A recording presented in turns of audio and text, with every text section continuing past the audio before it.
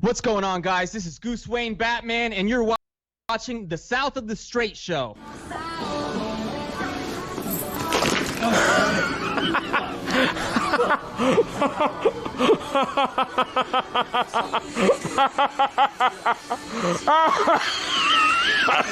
I killed my mother. Listen, you're a crazy weirdo. Brother, let me tell you something, dude.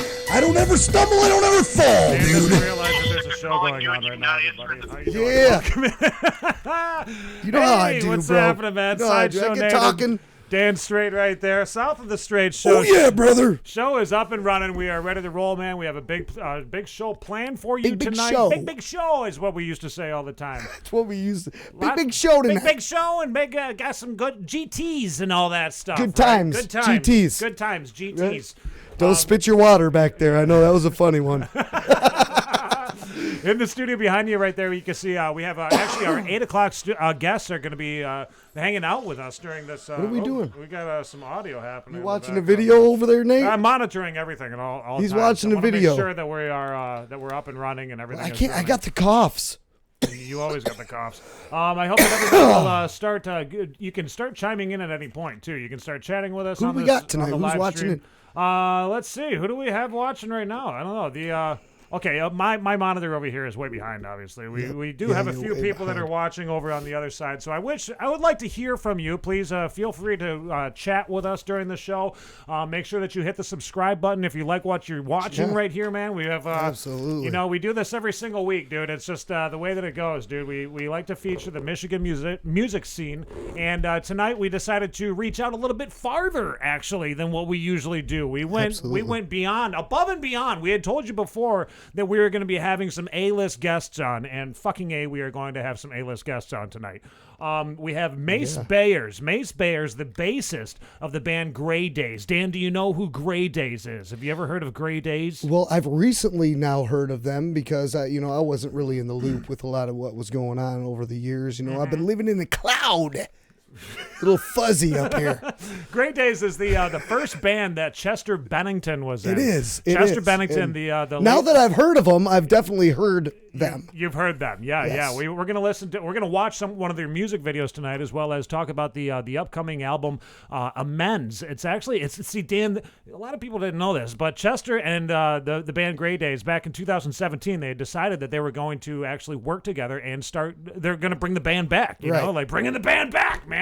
So that is crazy because we've been talking like, okay, Chester Bennington's lost music that no one's right, and they're thinking, okay, he used to be in this band Grey Daze, so this is like some really old stuff that they recorded a long time ago that no one's really heard. I think it could be a little bit of that, or it could maybe be it could be, but hold stuff up. That they've You're been talking working about on, they were working on stuff in 2017, so this is like new stuff. Right. New Stuff material that hasn't been released yet. Absolutely. So it's not like technically lost stuff. It just hasn't been brought to the public yet. Yeah. It hasn't been brought to the we attention get of the everybody honor out of there. talking to these guys. And we get to chat with Mace tonight. I reached out to the manager and all that stuff, and they got back to me. They said Mace would be a great one to chat with about this. So I think it was Sean Dowell, the other. I think he's the guitarist in the band. No, is he the drummer? I will find out. Well, I'm interested in the band's a good band. Yeah, they're very, very talented guys. I mean, it's I don't know. It's like when I was a musician myself. I'm a failed musician. How you doing, folks? When I was in a band, I had like if I ever had the chance to go and join another band or something like that, I don't know if I'd be able to do it, man. Oh, we have people from Luxembourg that are watching tonight, Dan. That is fucking awesome. Wow. Yeah, we got a guy from Luxembourg checking it out. Mike Barnes, what's happening, man? Nice to see you. Big Mike is tuning in. He always tunes in. So, making that decision to jump to another band, like I was always very worried about that. I didn't know if I could do something like that, but I guess you got to make that choice, and that's what Chester did. He was in Grey Daze, and probably said, "Yo, guys, I got this chance of a lifetime. I'm going after this. You know, Well, this is you the know, dream." I don't want to just jump the gun and say, hey, maybe this is what he said. We'll ask. Yeah, we'll ask. We'll find ask. out. We'll find out what happened. You with know, that? like how did that all come about? I mean, is that what you guys want us to ask? Yeah. If you want us to ask things, go, you know, another thing too, I'd like to see from all you folks out there is that in the chat you can be dropping your questions. Please drop Absolutely, your you guys can be questions. part of this interview. Yeah, like, yeah. We're your puppet. You know, ask a question. We're gonna ask the question. We'll ask the questions for you to the artist, man. Yeah. Tony Bruce, nice to see you. Mace and Puff Daddy. It's not Mace, man. It's not that Mace. No, not Mace and Puff Daddy. Mace in your face. It's faith. Like, whoa, what's up, dude? They let like a slow rapper up in the game. That's what I always thought. Yo, Mace, what up? Coming through. Mace. Like, what, dude? They let a slow dude up in here. That's so cool. We're gonna be chatting with Mace at 7:30. 8 p.m. We're gonna be chatting with Silas James of R.R.G, who is in the studio right now with his friend Jared. Jared, are you part of the band too? You part Are of you part of that band? You part of the crew? Okay, part of all the right. band. I don't know. You guys in a band? I'm the whitest white guy in the world. I Hey, mean, yo, like, when it comes you part of the band, dude? When it comes to like a rap group, I'm like, what's your band name? You know, like I would love to know the band. But no, it's totally cool, it's dude. a crew. You're allowed to do that. It is a band. It's a They're band. musical musicians. They're musicians. Yeah. Absolutely, their voice is the instrument. They got some backup beats of band. We'll be chatting with them at about 8 p.m. and then we have Dalmatian Stone, and we're ready gonna for have that? a good portion of Dalmatian Stone. Thankfully, they contacted me and they let me know everybody in the band. We have Steve Borsma, that's right. I can't even write my own handwriting.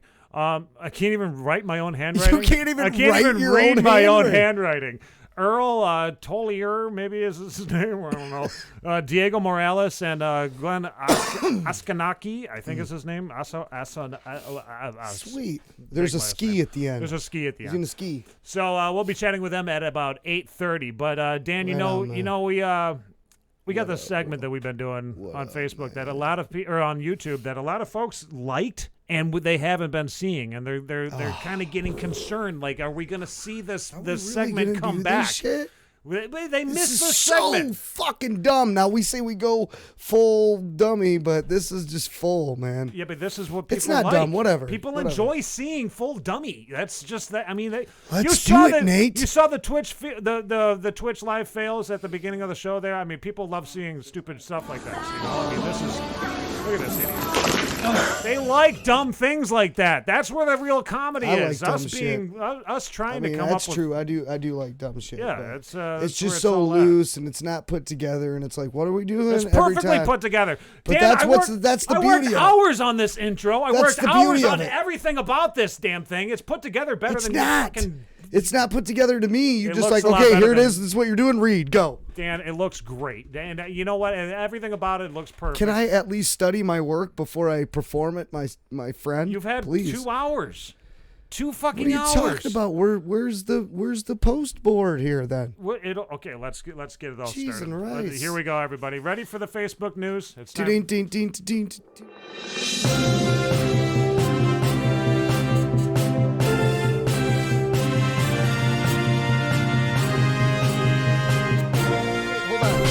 Not dumb. This is great. Welcome What in, up? everybody. Whoa! My head's really tiny tonight, Mine Dan. I too. just realized that. Welcome That's to right, the, Nate. It is. Welcome to the Welcome news. to the news feed. To the news feed. Dan, I do have to say this. There was one person that was out there that did not want us to talk about their news that they had to post on Facebook. Really? They were too ashamed of what they posted, so they are not going to be on. But we do have some. Okay, I think we just heard from Mace. Mace is contacting us right now. But yeah. What up, Mace? I guess he wants to do the interview right now. Good. Thank God. We're out of the news feed. Ah. Sweet.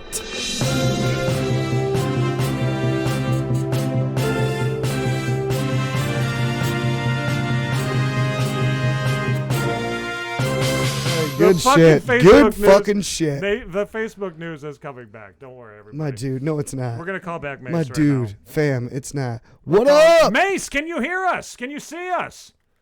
Yeah, that's why I'm calling to check here, to check my lighting. I'm in an Airbnb. Okay, Mace all right. Windu. Gotcha, Here man. we go. Star Mace, Jeff. we can hear you. We can see you. You know what? Wait, hold on, though. Let me get one of those earbuds out and see how it works for me. Hold on. Okay. Gotcha. No problem, man. I think my right ear is the bad one. Hold on. I'm deaf, no matter what. Oh, yeah, that's way better. Is that Okay, better? all right. Perfect. Mace, Can you hear us? The volume. Oh, there. Yeah, volume. Now Yeah. talk. you can hear me? Good. How do I look? All right, good. Lighting's good. You look Everything's good. good. Like a rock star, man. Here, You're let me rocking, get dude. you right in there. Yeah. The feed is looking great. This is, you know what? I usually do a pre-interview with everybody that we're going to be chatting with Yeah, on yeah. Google Hangouts. But we didn't get a chance tonight with you, unfortunately. See, I didn't want to bug you too much because you're a rock star, and I know you're busy all the time, So I was like, I don't want to. I'm what's known as a pebble star, possibly a granule star. So I You're still in the Star family, my friend. That's right. Yeah, you're part of the Patrick Star. I mean, Patrick Star is like your, You're a your Patrick cousin. Star, your cousin, bro. Like you got Patrick Star as your This cousin. dude. But yeah, we were. I'll just let you know. This is the feed. Obviously, you're on with us. I'm way not ready because I thought we were going to do it at 7:30. So we're doing it No, now. I just called to test. So He called to test. Let me prep. Okay. Hey, you know what? You know what? Too Okay, late, dude. We're we just live. let everybody. No, you're saving the show, actually, Mace, because we had this one segment that we were Yes, trying to do. We were in that's the right. middle of doing a segment. It's Horrible. called the Facebook news feed, and it's terrible, and Dan hates it. So I'm gonna Because do it. this is what we got to do, Mace. He pulls up his news feed from his Facebook, right? And then we just got to read random posts, but we have to talk like news anchors, Mace. Oh.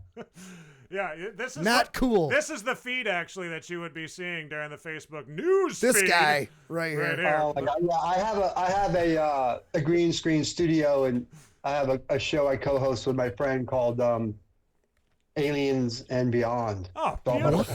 paranormal and stuff, and I we have love a green that. screen, and she does all kinds of cool shit. And Hold posts. on. Aliens and Beyond. This is up my alley. I listen to check shit it like out. this all the time. And listen, I want to check it out. And why do we have you on as a guest for this tonight? Why aren't we talking about like some conspiracy shit? Yeah, man, we should be talking about the bases on the moon, Sasquatch. Oh my you know, God, dude! Please tell me you're for real, bro. We're doing a whole everything. segment. The Mars bases, the Okay, secret. we're lining it up. Everything. We're gonna line it up for next time. Yeah, we're doing actually, this. I'll get Heidi on there with me. Are you She did kidding radio me? before. We did it together, my partner. I And love it. Interesting enough, she played all this. She did strings on 2 tracks on the record. She's a Really? You're human kidding. quartet. She plays. Dude. Yeah. That's This is awesome. a whole nother side of you. Like, I'm totally interested. Like, we can go off in a direction now, and then we'll totally lose the interview with you. You know what I mean? We're going to be like on some We other can shit. mix it in there. Hey, so let me go and get ready for this thing. Okay. Okay, So you yeah. Call me. I'll call you back at 7:30. Yeah, because I know that's what a time I told everybody you'd be on. So if people like start tuning in at 7:30 and they're like, "Where's Mace?" So Yeah, they'll be bummed out. I just want to give you a little heads up real quick. So, Sean knew him since he's 15. Okay. He's got the real personal backstory. Okay. I'm Okay. more about the production, the record, the music, than the personal side of Chester. Okay. All right. Okay. I really want to push the production side. and what it Absolutely. took We want to forward talk all about whatever you want to talk about, bro. Yeah. We're This rolling is you, live bro. right now too, just so you know. So everything you're saying is What? everybody's seeing it. So Oh, is it really? yeah. Dude, We're we have live to. right We- now. I'm Yeah. hanging out. I'm gonna go, It's All right, okay. call It's me back. okay. All right, man. You're- we'll you're give you a call golden, back brother. 7:30. 7:30. We're calling you back a few All right, minutes. bro. See ya. Facebook sperm. Oh man, we're putting him in between 2 sperms. We're definitely doing Oh, that. not. I mixed. You see how I did that? I mixed up Facebook news and 2 sperms together. I call it Here, Facebook let's sperm. get back into the news.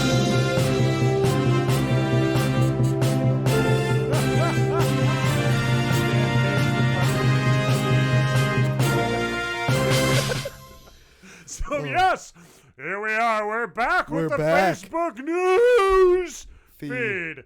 Yes, Dan, how are you tonight? I'm good, Nate, and yourself. Our heads You. are looking smaller than ever, my friend. I'm kind of amazed. How do you like my head, Nate? It got shrunken, but I made it to work anyway, and I'm feeling great. Next. Dan, you're reporting this one. I can't even read it.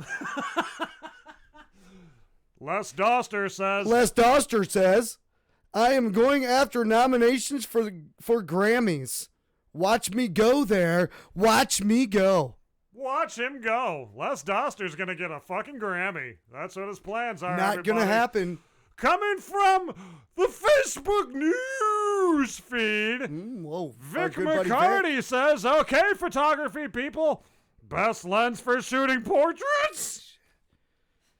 I have no fucking clue. I don't know. Dan, it's your turn. This is from Cassandra Consella.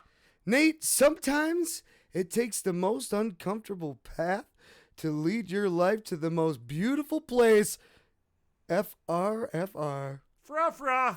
It's my favorite, Nate. What about you, buddy? Floyd James says, Biggie Small, scratch my car. He's dead, isn't he? Biggie Small, scratch my car today, which wasn't cool, but I managed to take a run, and it was dope. And I'm going to take another one pretty soon. Good luck, buddy. Good for you. Good for you. That's awesome. Hall had said. Hallie had. I can't. That's because my head's so small I can't read. Me to my 6-year-old. You need to read. Him. No. Me. You need to practice. Why don't you do your homework? Him. 'Cause it's not my destiny. Me. What is your destiny? Him. Just laying around the house doing nothing. Me. No. This summer, you'll hear the hottest movie to come to the... That was an extension of the voice. Next. Go. Oh, my turn. This summer, the hottest movie. Go. Nina Stecco says, here is my public service announcement to all the men out there. Women don't like getting unsolicited dick pics over Facebook Messenger. FYI. Thank you. Thank you for letting us know. And there it is, that. folks. Oh, there no, we're not is. done yet. We have plenty more, Dan. Jeffrey Forrester. I've had my share of rough times, but never rough enough to have fish assholes for dinner. Fish assholes. Thanks for letting us know that, Jeffrey. Oh, Nate. Oh, God. That was fucking good. Stan Boris says, okay, what is going on in Bayshore down by the lake? Go fucking look. Go find out. On? You'll know real quick. What's going on? Dan, our good friend Randy from Randy's Cheeseburger Picnic. Randy, has Baltimore. to say this. Baltimore, I'm bringing my cheeseburger and liquor party to Metro Galley on March 22nd. RSVP at www.facebook. Oh, we have a live, we have an update right Randy? now from Randy. How's it going there, Randy? Cool leather on my belly when I'm hot. Oh, nice. yeah. Nice. How's it going, everybody? Oh, pretty good. This isn't weird or anything. It's just something I do. But I want to tell you something. Totally. It's Randy. That's me. Yeah. I'm coming to Baltimore, Maryland on the 22nd of March to do Randy's Cheeseburger Picnic Show at the Metro Gallery. It's going to be a lot of fun. I hope to see you there. There's games, contests, prizes. Oh, gonna be there. Songs. Oh, man. Thanks, Randy. I just can't. Hi, this is Randy, all the way from Sunnyvale Trailer Park, and you're listening to the South of the Straight Show on YouTube. Woohoo! Yeah, thanks, Randy. Thank you, Randy. All Thank right, you. I do believe that may be Little all of our update news. from our friend Randy. So from thank you, Sunnyvale. everybody, for watching the Facebook news feed.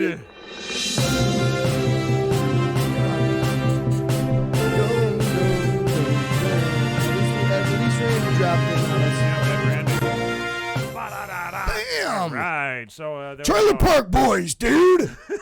What do you know about that, brother? We had the Facebook newsfeed. That's where we take all of your posts that you post on Facebook, and we make fun of you guys because they're just dumb. They're worst. Yeah, but posts really, in we're the making world. fun of ourselves. No, we're not. Yeah, because we look dumb and stupid, and we are idiots to do it. It looks great. People are they love it. They love seeing that we look like idiots. And our heads were really Did you hear small like that time, Cokester Dan. shit? Did you see that? Brother, you know what I'm saying? What's Yeah, up with that dude, man? Oh, the Cokester. You know what?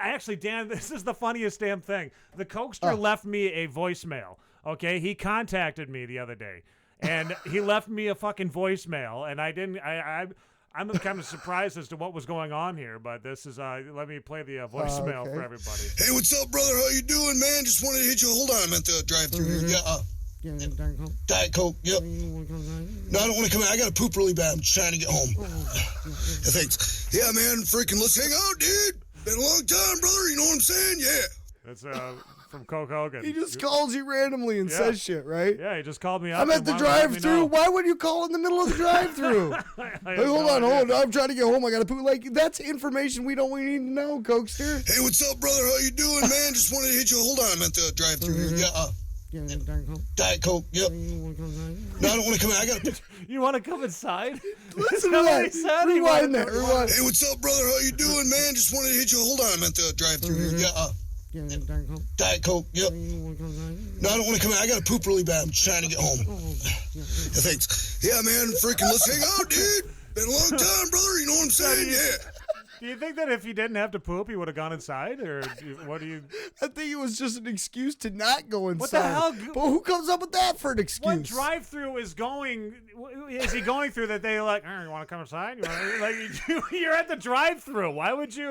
Why would anybody ask you, hey, man, you want to come inside? What's happening in the world? Come inside, hang out. Dude, I'm losing it. Chill, that shit was funny as hell, that bro. That was weird. That was very, very I like Coke Hogan. He comes, he's on some fucked up shit. He is. He's strange. Definitely but you know what? On some fucked up shit. That's cool because we're all a little fucked up sometimes. I want to remind everybody, too, that we have this big show that's going to be coming up. Big show? Yeah, big show. Big show.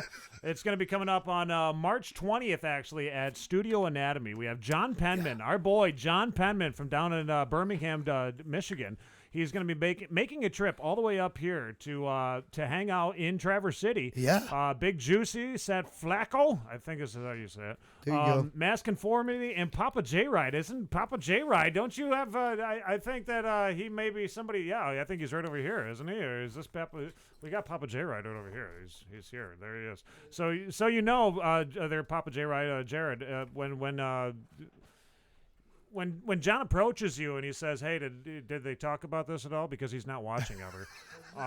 Let him know that we were talking about it. You know. What an interesting cat John is, though, man. Like, every time we had a conversation with him, dude's totally interesting. He's got a ton of, like, interesting topics to talk about. The guy is. Dude's totally dope, man. The guy is great, dude. And, you know, I think somebody said something last time, like, I wouldn't be caught dead in the skinny jeans, you know. And then he's like, rocking skinny jeans. I, like, fell out on that. Right. But he's a good dude, and his music's dope, man. And get down and check this out. It's going to be a dope. I'm going to be there. Are you? Yeah, sure. yeah. Well, Why you know would what, I? Dan? We're supposed to show up there because they want us to MC the event. So, I mean, if we don't show up there. I know. That's why I said I'd be now, there. listen, this is another thing that you're really good at doing is not showing up to events. No, I show up to everything. Coke Hogan, he doesn't show. Coke You keep Hogan. confusing. Right. I do get them twisted there, man. His voice goes out a lot, though, you know, So so he let's can't make show sure up that and do shit. we show up to this event to actually MC this event. The last time that we saw Coke Hogan actually show up to an event was in Alpena. And that was something else. That was a little bit odd. I wasn't ready for some of the things that I saw. loved it, man. He put on a great performance, and he plays instruments. I had to see things like this. Look at this dude's beat up. He fell off his Coke horse. I'm serious. Shit, Strike look at his me. You bastard. Coke Hogan, you bad man. What a nasty the son of a Cokester is just a. That butt looked familiar too. I kind of. Yeah, you and the I think dude. I've You've seen been looking that. at guys' butts, Well, no, dude. there was that one Seen time that ass I, before, huh? I Holy took your shit. phone. Remember those. There's those pictures that I Those took of are yours. the calendar pictures. Yeah, You're your showing them- calendar pictures. You're giving away the calendar pictures, These dude. are some of the. Oh, yeah, fuck. I think We're trying to do a fucking calendar. Sorry, guys. I mean, there's a little tidbit. You know what you're going to be getting on the calendar. Look at Dan. Look at that. Look at that motherfucker right there. Who That's does me. that? Who takes these pictures? Yeah, I was taking some pictures for my lady, dog. Are you sure? Yeah, man. Then we're just for That's yourself. for my girl, bro. You could look back at later on and be like, man, that's me. There I am. No, that wasn't even for me. You know, the fact, you guys want to know how Nate got those pictures? I went outside and left my phone in here, and he was in here going through all my pictures, and he was sending himself pictures of myself. Yep. Can you guys believe that? I'm surprised he didn't send none of the cock pics that I sent. Yeah, that picture right there. Hey, you know what? You know what? Take a picture of this. You know what that is? That's a lesbian dick pic right there. How you doing? Jeffrey Forrester, what's happening, man? We had you on the Facebook news feed, man. I don't know if you saw that or not.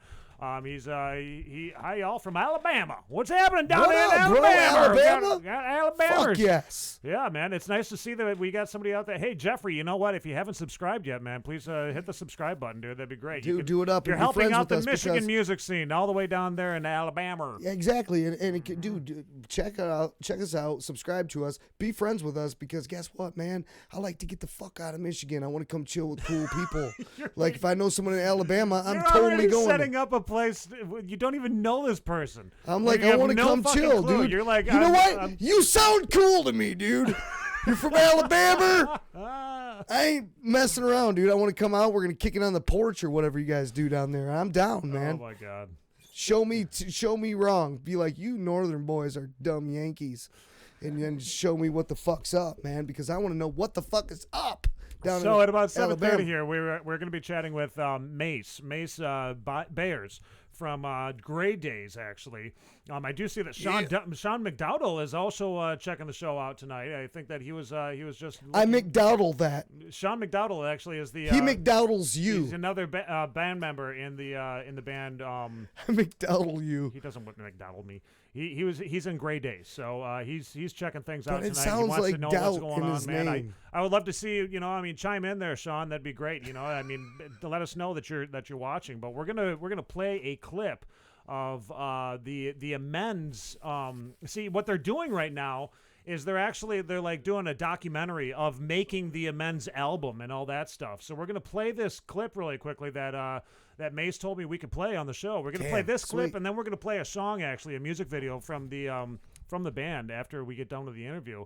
But this is part of the making Amends, the origins and all this stuff. Kind of gives you a story. So cool, man. Yeah, it gives you a storyline of what's going on with this. So, Mr. J's Vlogs. I'm ready for Mace. He is my boy back in the day. Hey, Mace is coming on in just a few, man. We're going to get you pumped up right now by watching the Making Amends video. So check this out, man. Studio with the band Grey Daze. How are you guys doing? Fine. How you doing? All right. How did you guys hook up with one another to start Grey Daze? Basically, John and Sean got together and wanted to start a project and do things the right way. And so I came down and auditioned, got the job, and we've just been putting out music and playing out and trying to get noticed all since then. It was such a great scene back then. And you'd have these huge parties on, Thursdays, Fridays, and Saturdays, but you'd be packed all the time. There was just a lot of really good local bands back in the day, and obviously at the top of that was Chester and Grey Daze. 200 or 300 people show up for a show. They were there to see Grey Daze. They weren't there to see somebody else. I first heard the music. I knew that I wanted to get this band on my show. The very first song I remember playing was B12, and just playing that on the air. People, even during the week when the show wasn't on, were calling requesting that song. They were playing some of the biggest venues in the Phoenix metropolitan area. Electric Ballroom creeped up to one of the top venues. Bands are either up and coming or coming down on a national level played here. A lot of the nationals that would come through town, we would get the opportunity to... Suicidal Tendencies was the show here. Suicidal. That was an infamous show. We did Vince Neil, we did 7 Mary 3, we did Blind Melon, we did Candlebox. Who else? I mean, there was a bunch of them. No Doubt. Mm-hmm. Definitely was an intimate era because it was 2 big clubs that closed around the same time, the Roxy and the Electric Ballroom. Can't speak for these guys, but I definitely cut my teeth on becoming a real performing musician at this nightclub after I met this guy. Once Mace joined the band, we started developing a really solid following, 500-600 people every show, and then things really blew up over time all the way till 1998. We would be playing in front of 800 to 1,500 people. They needed a bass player, and I said, well, let me have, because I didn't have one of the records, I said, let me have your record. And I got that, and I heard the song Sometimes. I go, oh. I'm like, yeah, that's a hit song. I called them up and I got a bass player to audition. They're like, who? I go, me. We didn't even know you played bass. I go, well, I do, and I want you in your band. We liked the way Mace played, not necessarily what he played, but how he played. He was very aggressive. My style, I guess, is very flamboyant. Very in your face, and the showmanship was really cool. I write bass lines to look equally as cool as they sound. I'm pretty passionate as well. Jason was a little more conservative at the time. He was really into his church, and I think it scared Jason a little bit. So he decided to leave the band. 2 weeks later, we get a phone call from this guy who's in Ohio. So we flew him out. He knew the entire record from start to finish and the demo stuff that we had sent him. I think we sent him Wake Me at the time. And we were blown away. We're like, absolutely, when can you be here? He literally packed his stuff and was here in like 5 days after that moment. And Bobby joined the band. And from that moment on, I think the band really grew out of adolescence and into the adulthood of what Grey Daze was. You put the combination of solid musicianship on the part of the musicians and in the band with good songwriting, and then an over-the-top singer. I mean, that's why these guys were going places.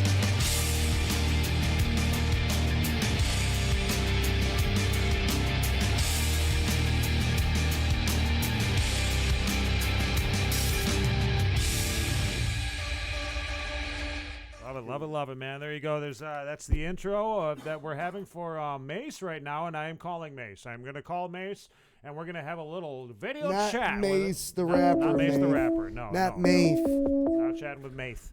Not chatting with Mace. The real Mace. This is Mace Beyers from the band Grey Daze. The real Mace. The real Mace. Starry Messenger. You know what I nice mean? to see you tuning in, man. He's in the hospital right now. What? Yeah. Dude, get well. Yeah. Get better right now and get out of there. Get out of there. Hopefully.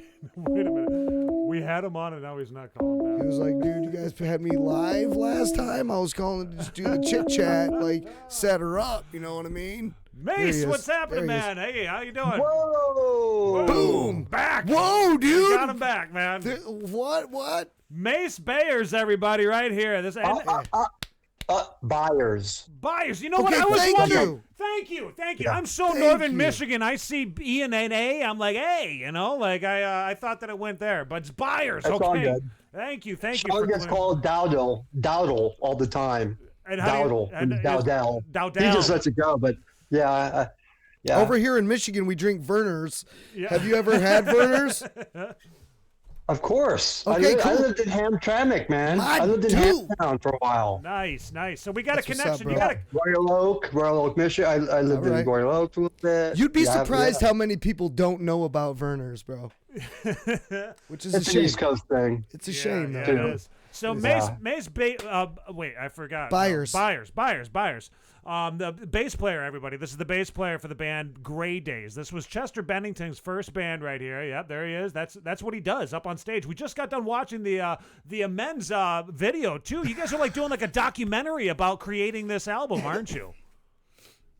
Yes. So Sean is just such a smart guy. You know, from the get-go when he started this project, we brought in a videographer for every step. You know, we interviewed everybody that played, and you know, friends, family, and just to document the whole process. Mm-hmm. So we're hoping to get a 90-minute doc out eventually, but for now we're just giving you snippets of stuff so you can kind of get the background. This is such a unique record. If you don't really know how we did it and everything, it just kind of doesn't make sense. Well, you know, I watched that, and the feeling that it puts off, bro, everything about it, what you guys are doing, it's so legit, you know? It just has that old school feeling to it. Like, I'm watching it, and I feel like I'm back in, like, 1995 again. I'm hanging out with my buddies. You know, it felt good, and it felt like you guys were bringing, like, this new like new breath to it, and you're talking about all these old stories. It was just cool watching that, and I'm excited to see what's coming with the whole thing, man. Like, Yeah, the album. it's just so cool. The album, man. I want to. You know, what was difficult was, you know, writing these songs so long ago and listening to them for so much time, and then of course we were rehearsing for the show. It didn't happen, obviously. Right. Yeah, man. You get, as a writer, as a player, you get stuck. So to change these songs the way we did was very difficult, and that's why we had to bring in all these talented producers that came in fresh and pulled it off. And of course, we would listen to things and, you know, bounce back, and Sean and I and Kristen, you know, help arrangements and all that. But we really needed their fresh ears to kind of start from scratch in reverse. Well, you know what? You know what is really cool? Whatever songs that you guys were working on with Chester or whatever, it's like those songs now are frozen, okay? Where you guys put them, man, you know? They're where you guys, they're what you guys, they're like a fine wine. They're like, there's only so many bottles of this. You can, there's no more. Here, we're going to offer this one thing, and it's just such a unique thing that you guys have to offer, man. I think it's for me, it's like, it's so cool to hear Chester again, you know, like that's exactly. It's like bringing him back, you know, like almost like some of the last few things that he did before, you know, before the unfortunate situation that occurred, you know. It's just, I love it. I think it's like when somebody passes on, you think, gosh, they're gone forever, and you guys are keeping it alive, and I think that's really cool, you know. And not only that, you're donating. Are you guys donating a lot to like the family trust, or how is that working? I was wondering. Sean and I made a decision early on that we were going to make sure all his kids got a nice chunk off this record. That's awesome, man. And, you know, for them that, you know, no one else can touch. It'll be no trust. And yeah, that was a very big deal. So I'm really happy we could do that. That is a very noble thing, man. And there's so many people involved with this. You know, all the producers are just, there's a lot of different writers from back in the day, you know, a couple of different guitar players and different things. And it really took logistically a long time for us to make sure everybody was on board. Everybody got their due, their, you know, their credit, just everything. And so it took years to do all this, you know, not to mention the music, but just the side of making sure that everything is done above board and just, you know, the right way. All right. So, well, hey, man, here's something I kind of want to dig into a little bit too, because there was some new stuff that me and Nate were talking, and some of the stuff you were recording with Chester was newer stuff. So, like, I think he put in the title, like, some lost music from Chester Bennington, and it was like, wait a minute, is this like old? This isn't old stuff that you guys had from the band from way back that nobody's heard. This is like newer stuff you guys were composing. Right? Or is it older stuff? No, or so what is it? That's why it's so confusing. No. Okay. This is, so originally when Chester called Sean and said, let's do this and so forth, you know, we started working with Sylvia Massey, and we sent Jason, the original guitar player, up to Washington or Seattle, wherever she was, and started just adding more guitar work, basically taking the original songs and working the music that way. And it turned into, at that point, it just didn't work out with Sylvia.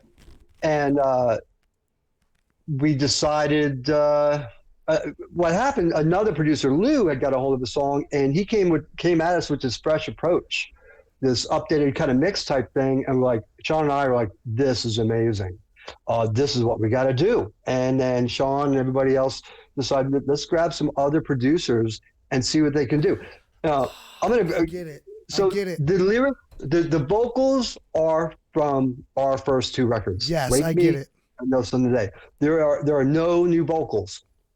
Right. There are new vocals to everybody.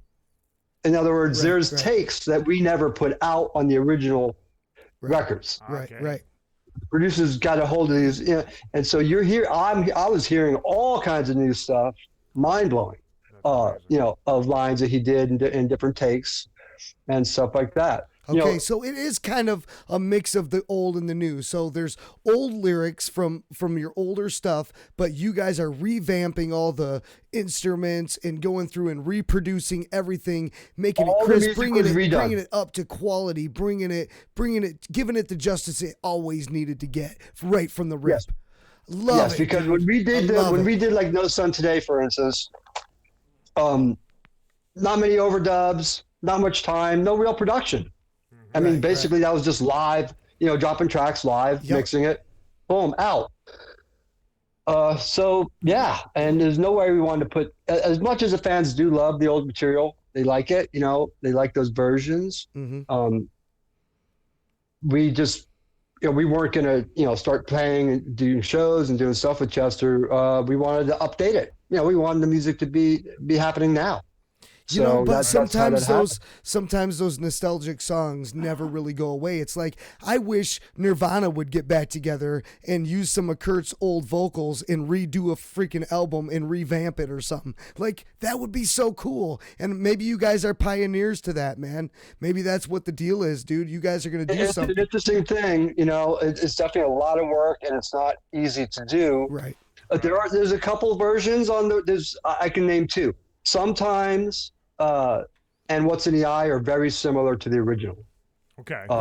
Beefed up and much cooler, but they're similar. Everything else, whole nother planet, man. Yeah.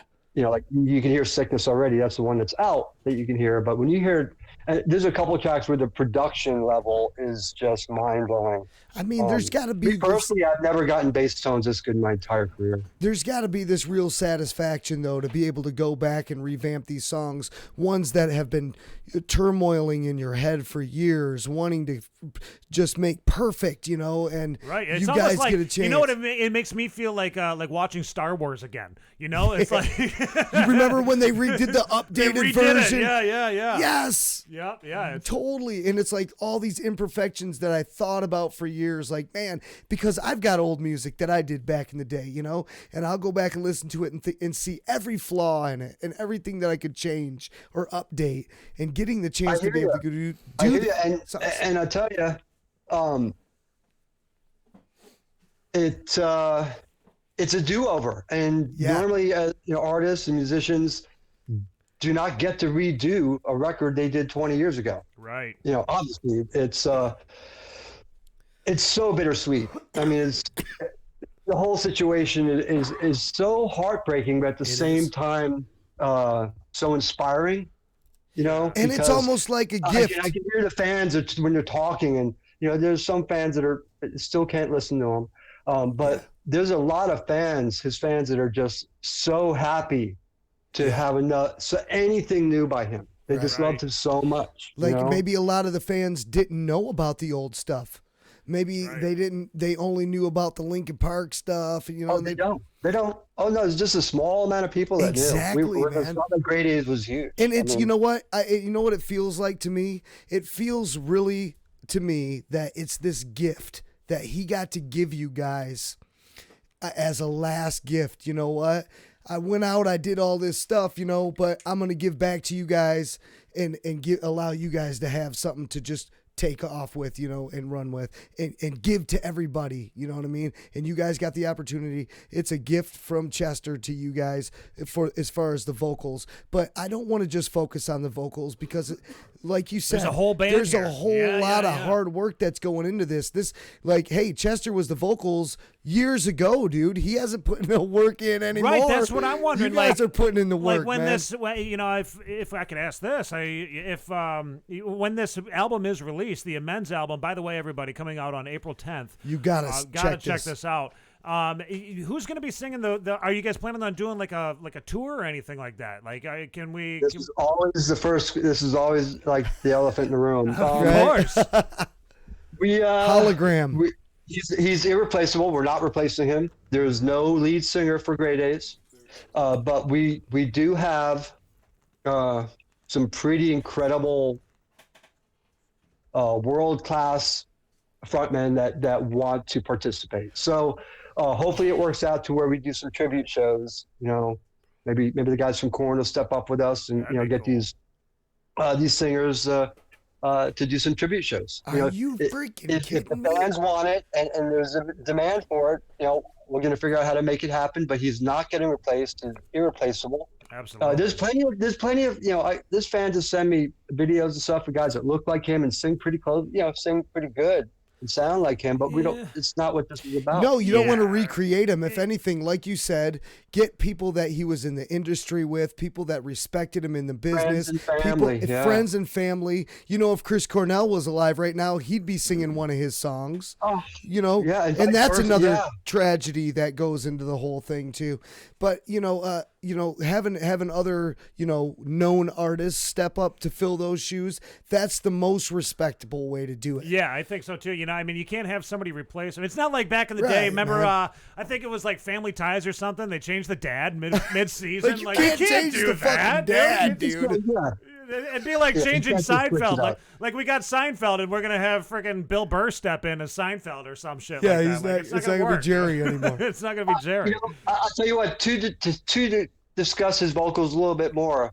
What we realized once we got in there, the difficult part was to match. For us to come in there, everybody involved, the mix, the performance, everything, to these performances to match his level of intensity on this record. His vocals are so intense and emotional and heavy and just spectacular. Back in the day, we were in the dugout with him, so to speak. So our energy was pretty high because trying to get that big deal and do all that stuff. Right.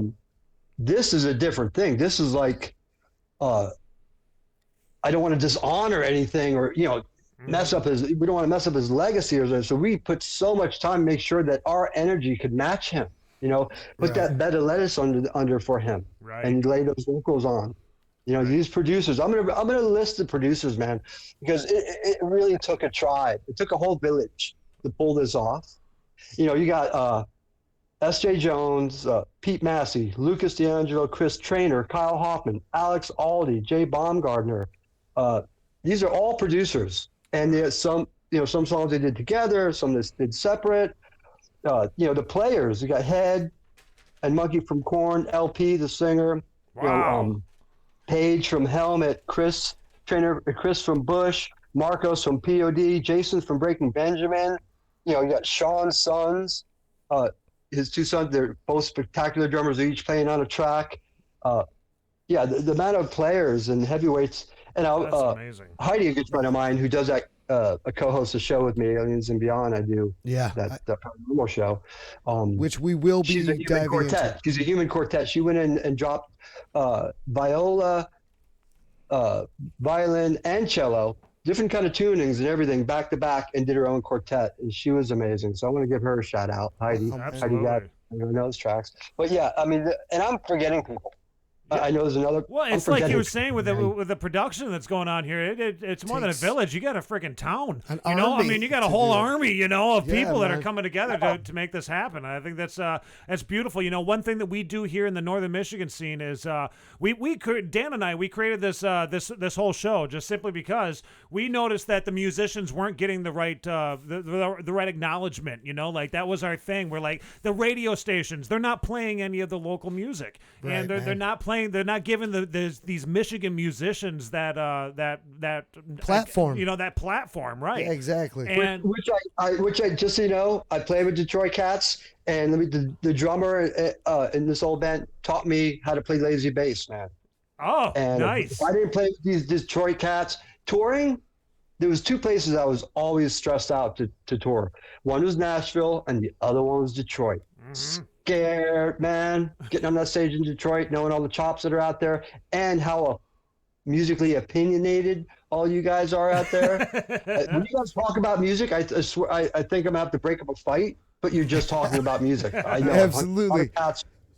Yeah. Hey man, speaking of Detroit, speaking of Detroit, and speaking of Chester, you know that Chester had a pretty famous aunt out of Detroit. You know who that was? No. He had an aunt that was Jackie Callan. Oh, Oh, yeah. And she's a famous boxing promoter. They made a movie about her called Against the Ropes. And your in, brother, like, your brother, 2005. Dan's brother was involved in this thing, man. This they is made so a movie crazy. about her. Her name's Jackie Callan. She was the biggest female boxing promoter ever to promote the sport. She's out of Detroit, little Jewish. I've never even heard of a female boxing promoter. Yeah, a little Jewish girl out of Detroit, Jackie Callan. They did a movie about her, I think, Wait, hold on. 2000. I got some mazel for her. Hold on, let me get it on the phone. Mazel. Yeah. Catch the mazel, put it in your pocket. My dude. Okay.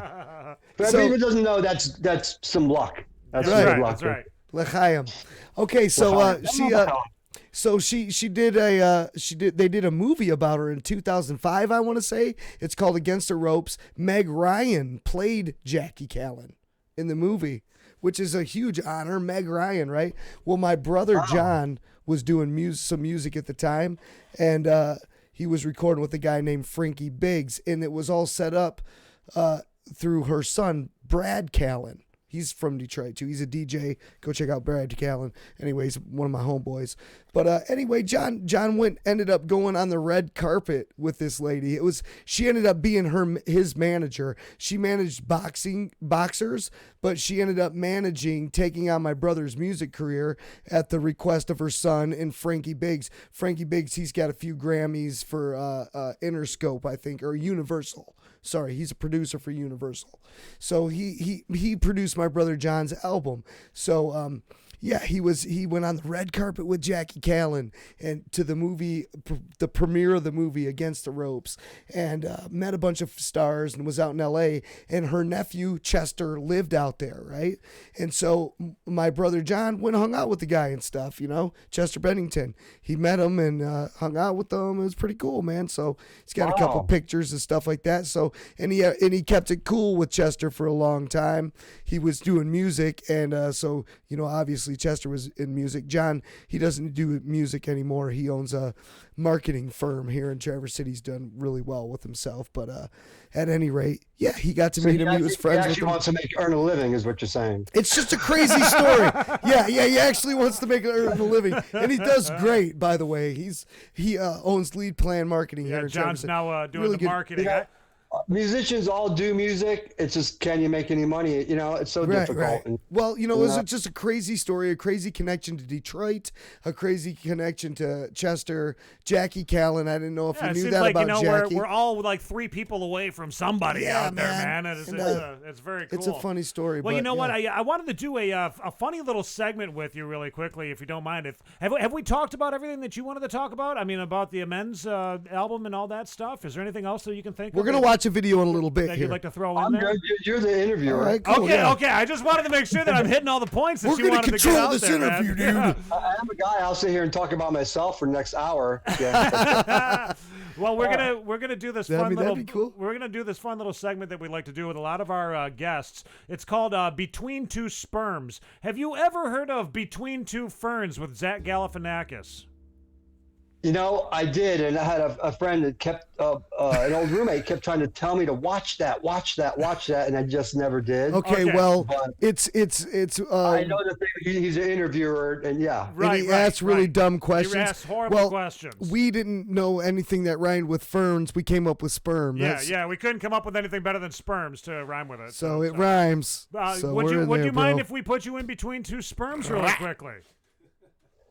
All right, let's do it. Between two sperms, let us pick your brain and find out all the vital information. Between two sperms, we can learn about you and we can do an interview.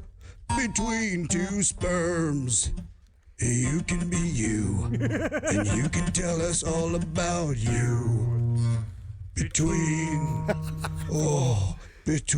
two sperms. That has actually been voted as the worst song on the internet right there. Welcome in there, Mace. You are now in between two sperms. That's Everybody, right. you can see. That's you right. You can see Mace. He's yep. So we're gonna ask you. Pop our bubble here. We're gonna ask you the worst questions possible on the internet right now, and I'm gonna give you the worst answers possible. They aren't that I the could come up worst. with. These are the lamest questions on the internet. They're terrible questions. Question number 1 is coming from me here, Mace. If you were given 3 wishes, what would they be? All 3 wishes would be, can I have more wishes? That's a good. That is actually the answer. That's the correct answer. That's the correct Amazed. answer. I was not ready for that. Okay. I want more of everything except grief. If you could be. Sorry, I can see your face in the sperm now because I'm on my phone. So. Okay. All right, brother. Here's one for you. Dan, stay in the sperm. Where are you going? I'm sorry. All right. If you could be famous, right? He is. But poor at the same time forever, would you do it? Would you still do it if you could be famous, like crazy famous, but you would be poor? Would you still do it? No, there's no sense in it. The only sense in being famous is getting rich. Well, wait a minute. He's a musician. No, He's it's already. not even that. I'm not famous, but there's a lot of intrusion and stuff when it comes to being in the public eye and all that type of stuff. Absolutely. But having no money and having no privacy, I think, is not cool. I'd rather not be famous and just work a regular job, be able to take care of my family at least, Yeah, I mean, I'm just all, friends, family. Bada boom. Yeah. It was just a stupid question, not meant to be serious. Money does not buy you happiness, but fame definitely doesn't. Right. Yeah, absolutely. From what my friends. Yep. That I've gotten, obviously, yeah, it's not all it's cracked up to be. That was a very, very dude. That just like that was I'm a like, very serious answer. I wasn't ready for how Holy serious that was. shit. Okay. I'm getting too serious between 2 sperm heads. You're killing me. Okay. I All didn't right. know I could get serious. I could talk about anything. I see. Yeah. Holy Sperms, shit. Go, Okay. go. Here's my question for you there, Mace. What two things can you never eat for breakfast? Asparagus and asparagus. No, I'm sorry. You got that one wrong. The answer is lunch and dinner. Can never eat lunch and dinner I for didn't know there breakfast. was actually correct answers. Yeah. We're coming. We got some answers, bro. There really shouldn't I be. think this is an opinion. Okay. So I actually have You to. can give so us what's your my opinion. score is 1-0. There's no keeping score here. No. Some of them you can just like. Here's one for you. There's no correct answer. If you found a briefcase filled with $1 million, what would you do? What would you do? This is bad. Fake answer? I'd try and find out who owns it. Yeah. Real answer? Fucking right in my closet. That's what I said. That is the actual. That is the right answer. See, there was a right answer. Yeah, We've tricked the you. right answer is to put I'm being it. straight up. Yeah, I find $1 million in a cat. I'm sorry, man. Yeah. Now, I will say this. I will help some people out with that coin. That's Easy my come, right. Right. Yeah. Why wouldn't you? Never forget where you come from. Charity, friends, family. I'll take care of some business. I had a. If you're smart enough to lose $1 million, you don't deserve it. Right. I had a $10 scratcher that I won $100 on the other day, and I gave somebody $1. So I would definitely. That was like 10% right there. That was like yeah. It was a big. That wasn't big 10%. Thank you. I was trying to do the math in my head. You were quicker than me. No, actually $10 would have been 10%. Okay, my question for you there, Mace.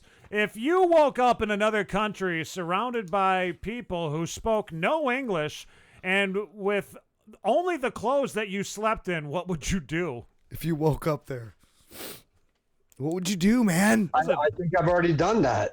I just don't remember what I did. Well, did you learn that you made it back? Dan, your question. You found your way back. Okay, this is so awesome, bro. What if you could change an event in history that would significantly rewrite the future, creating a human utopia on the planet, but in doing so, you set in a motion of events that could cause you to never be born? Would you still do it? What a fucked up question. Would you still save humanity and let them have an awesome utopia by going back and changing this one event in history? Would you still change it even if it meant it set into motion a chain of events that allowed you to never be born? Yes. You'd still do it? Yeah. My Dan, dude, see, thank Dan, you. Did you see that? Because the fact that I didn't get born and I made a decision to do that to help humanity, Uh-huh.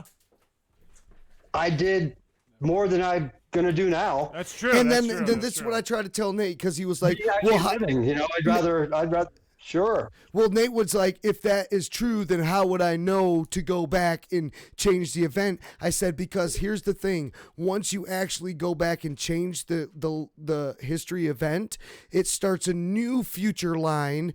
Where one, you aren't born, so you wouldn't need to come back and change it because you changed it the one time, and then it went off into that line. Boom. Then you weren't born. And the fact that you weren't born, you're not missing anything because you didn't live. Right. What are you Exactly. missing?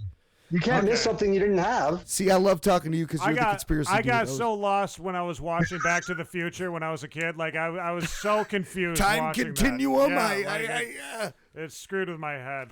Okay, let me see my question here really quickly there, Mace. If you woke up and your house was on fire, what 3 things would you save on your way out the door? My cat, my phone, and my Music Man Stingray. Nice. Okay, Nice, those are all right. good answers. I think he's thought about this before. He's like, I've already got this Because I planned need out. the phone to make the call to put out the fire. Mm-hmm. I need the cat because I don't want my cat to die in the fire. Right. And my bass I've had since a little after my nuts dropped, about 16. So you can always get another cab. All right, well, here's a head slammer for you, buddy. If you could, Whoa. if you could only eat, coming at me. yeah. Get ready Wait, for let me- this let one. me Buckle try. your seatbelt, dude. I just cracked my neck. Okay, I'm ready for it. All right. If you could only eat one food item for the rest of your life, what would that food item be? That's so easy. Really? Meat tubes. Wheat thins? No, meat tubes. Oh, meat tubes. What the heck Hot is a dog. meat tube? Oh, hot dog. Pig butthole. Tube steak? You'd eat pig butthole. But they're gonna have to be the good hot dogs, the premium. The good hot dog. Okay, yeah, right. You're not eating No, this. listen, here's the answer, bro. Not the shitty, not the, Okay, Oscar well, Mayer. Nate said pizza because there's so many variations of pizza you wouldn't get old. I said salad because there's so many variations of salad. Like you have chicken salad, you have taco salad. I mean, you throw some lettuce on anything, it's salad, right? So you'd be set with like salad. That's a universal. But no, I mean, you want meat tubes. Look, man, I don't cook. Never have cooked. So I've eaten freaking meat tubes. Shit, hot dude. dog. I'm a cooker. In my life, that I'm a cooker. if I'm stuck with one thing, at least I'm familiar with it. That's a great answer. I can make the best toast and cereal you ever had. Next, go. If you could keep only, we only have one question each left here, Okay, and then one we'll be question out of each. this. Okay. If you could keep only one memory from your past, what would it be? Oh my goodness! Bam. Wow. Yeah, that's a lot to think about, really. One memory. Only one memory. You only get one memory from your past. Only one. Which one would you keep, bro? I don't know what I would do. From this moment back, you can only keep one memory. From this moment back, one. Was it a recent one? Was it a past one? I don't know if I can even answer that. There's so many, but you know, you got an old lady. She watching. You better think really hard about what you say. So I gotta say, I'm just saying, dude. Try to catch your back, bro. I promise it. No, I'm single. Okay. I don't know. Children? I don't know. Children? No, no kids. So you saying relive the memory? No, you Or can just- only keep that memory. You can only keep that memory. You were a virgin once, but you lost that one time. What would you keep that memory? Come on, bro. I don't even remember my first time as a maniac. No. The second though. Okay. One memory. Come on, dude. You got this inside of you. I guess I'm gonna have to say it is such a sad memory, but for some reason I would hold on to it. And I'm actually getting on a serious note. I guess when my mom passed, and I actually had my hand on her head. Oh man. By chance. So I guess I would not want to forget that. That is Dude, a sweet memory, actually. that's an a awesome- very, very nice memory. My girlfriend's chiming in right now. She's watching the show, and she's forever calling hot dogs meat tubes now. That's why Kristen did that when we were recording the record, and they got me some dinner meat tubes. Well, damn it, dude. Now, my next question is completely destroyed now because I know that he's single and like maybe. Well, okay, I'm still gonna ask you the question because it's a zinger, man. Okay. How much? I do have a good one taking care of my cat while I'm out of town. Okay, well, check this out. Thank you. Yeah. You got friends and family though. Yeah. And you want to hide your true self from them. So here's the question. How much would you pay a hacker threatening to release the dirtiest little secrets on your phone, computer, tablet to your friends and family? How much would you pay? Everything I got. Yeah, it's that bad, huh?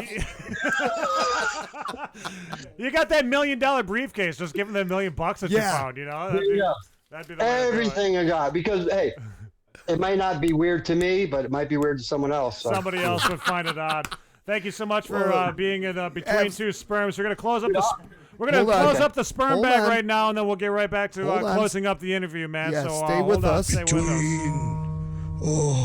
Between two sperms. Between two sperms. And there it is, buddy. All right. So welcome back. Thank you so much for taking a few minutes tonight to chat thank with you us. so Mace much, Beyers, everybody. Yes! This is the. Thank you guys. I really appreciate you asking me to come on. man. Dude, I love your guys' music. I cannot wait to hear the full album on April 10th. And where can everybody get that from? Where's the best spot for them to be downloading this?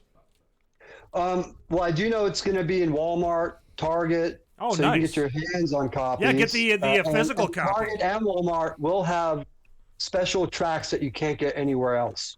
So that's something to think about.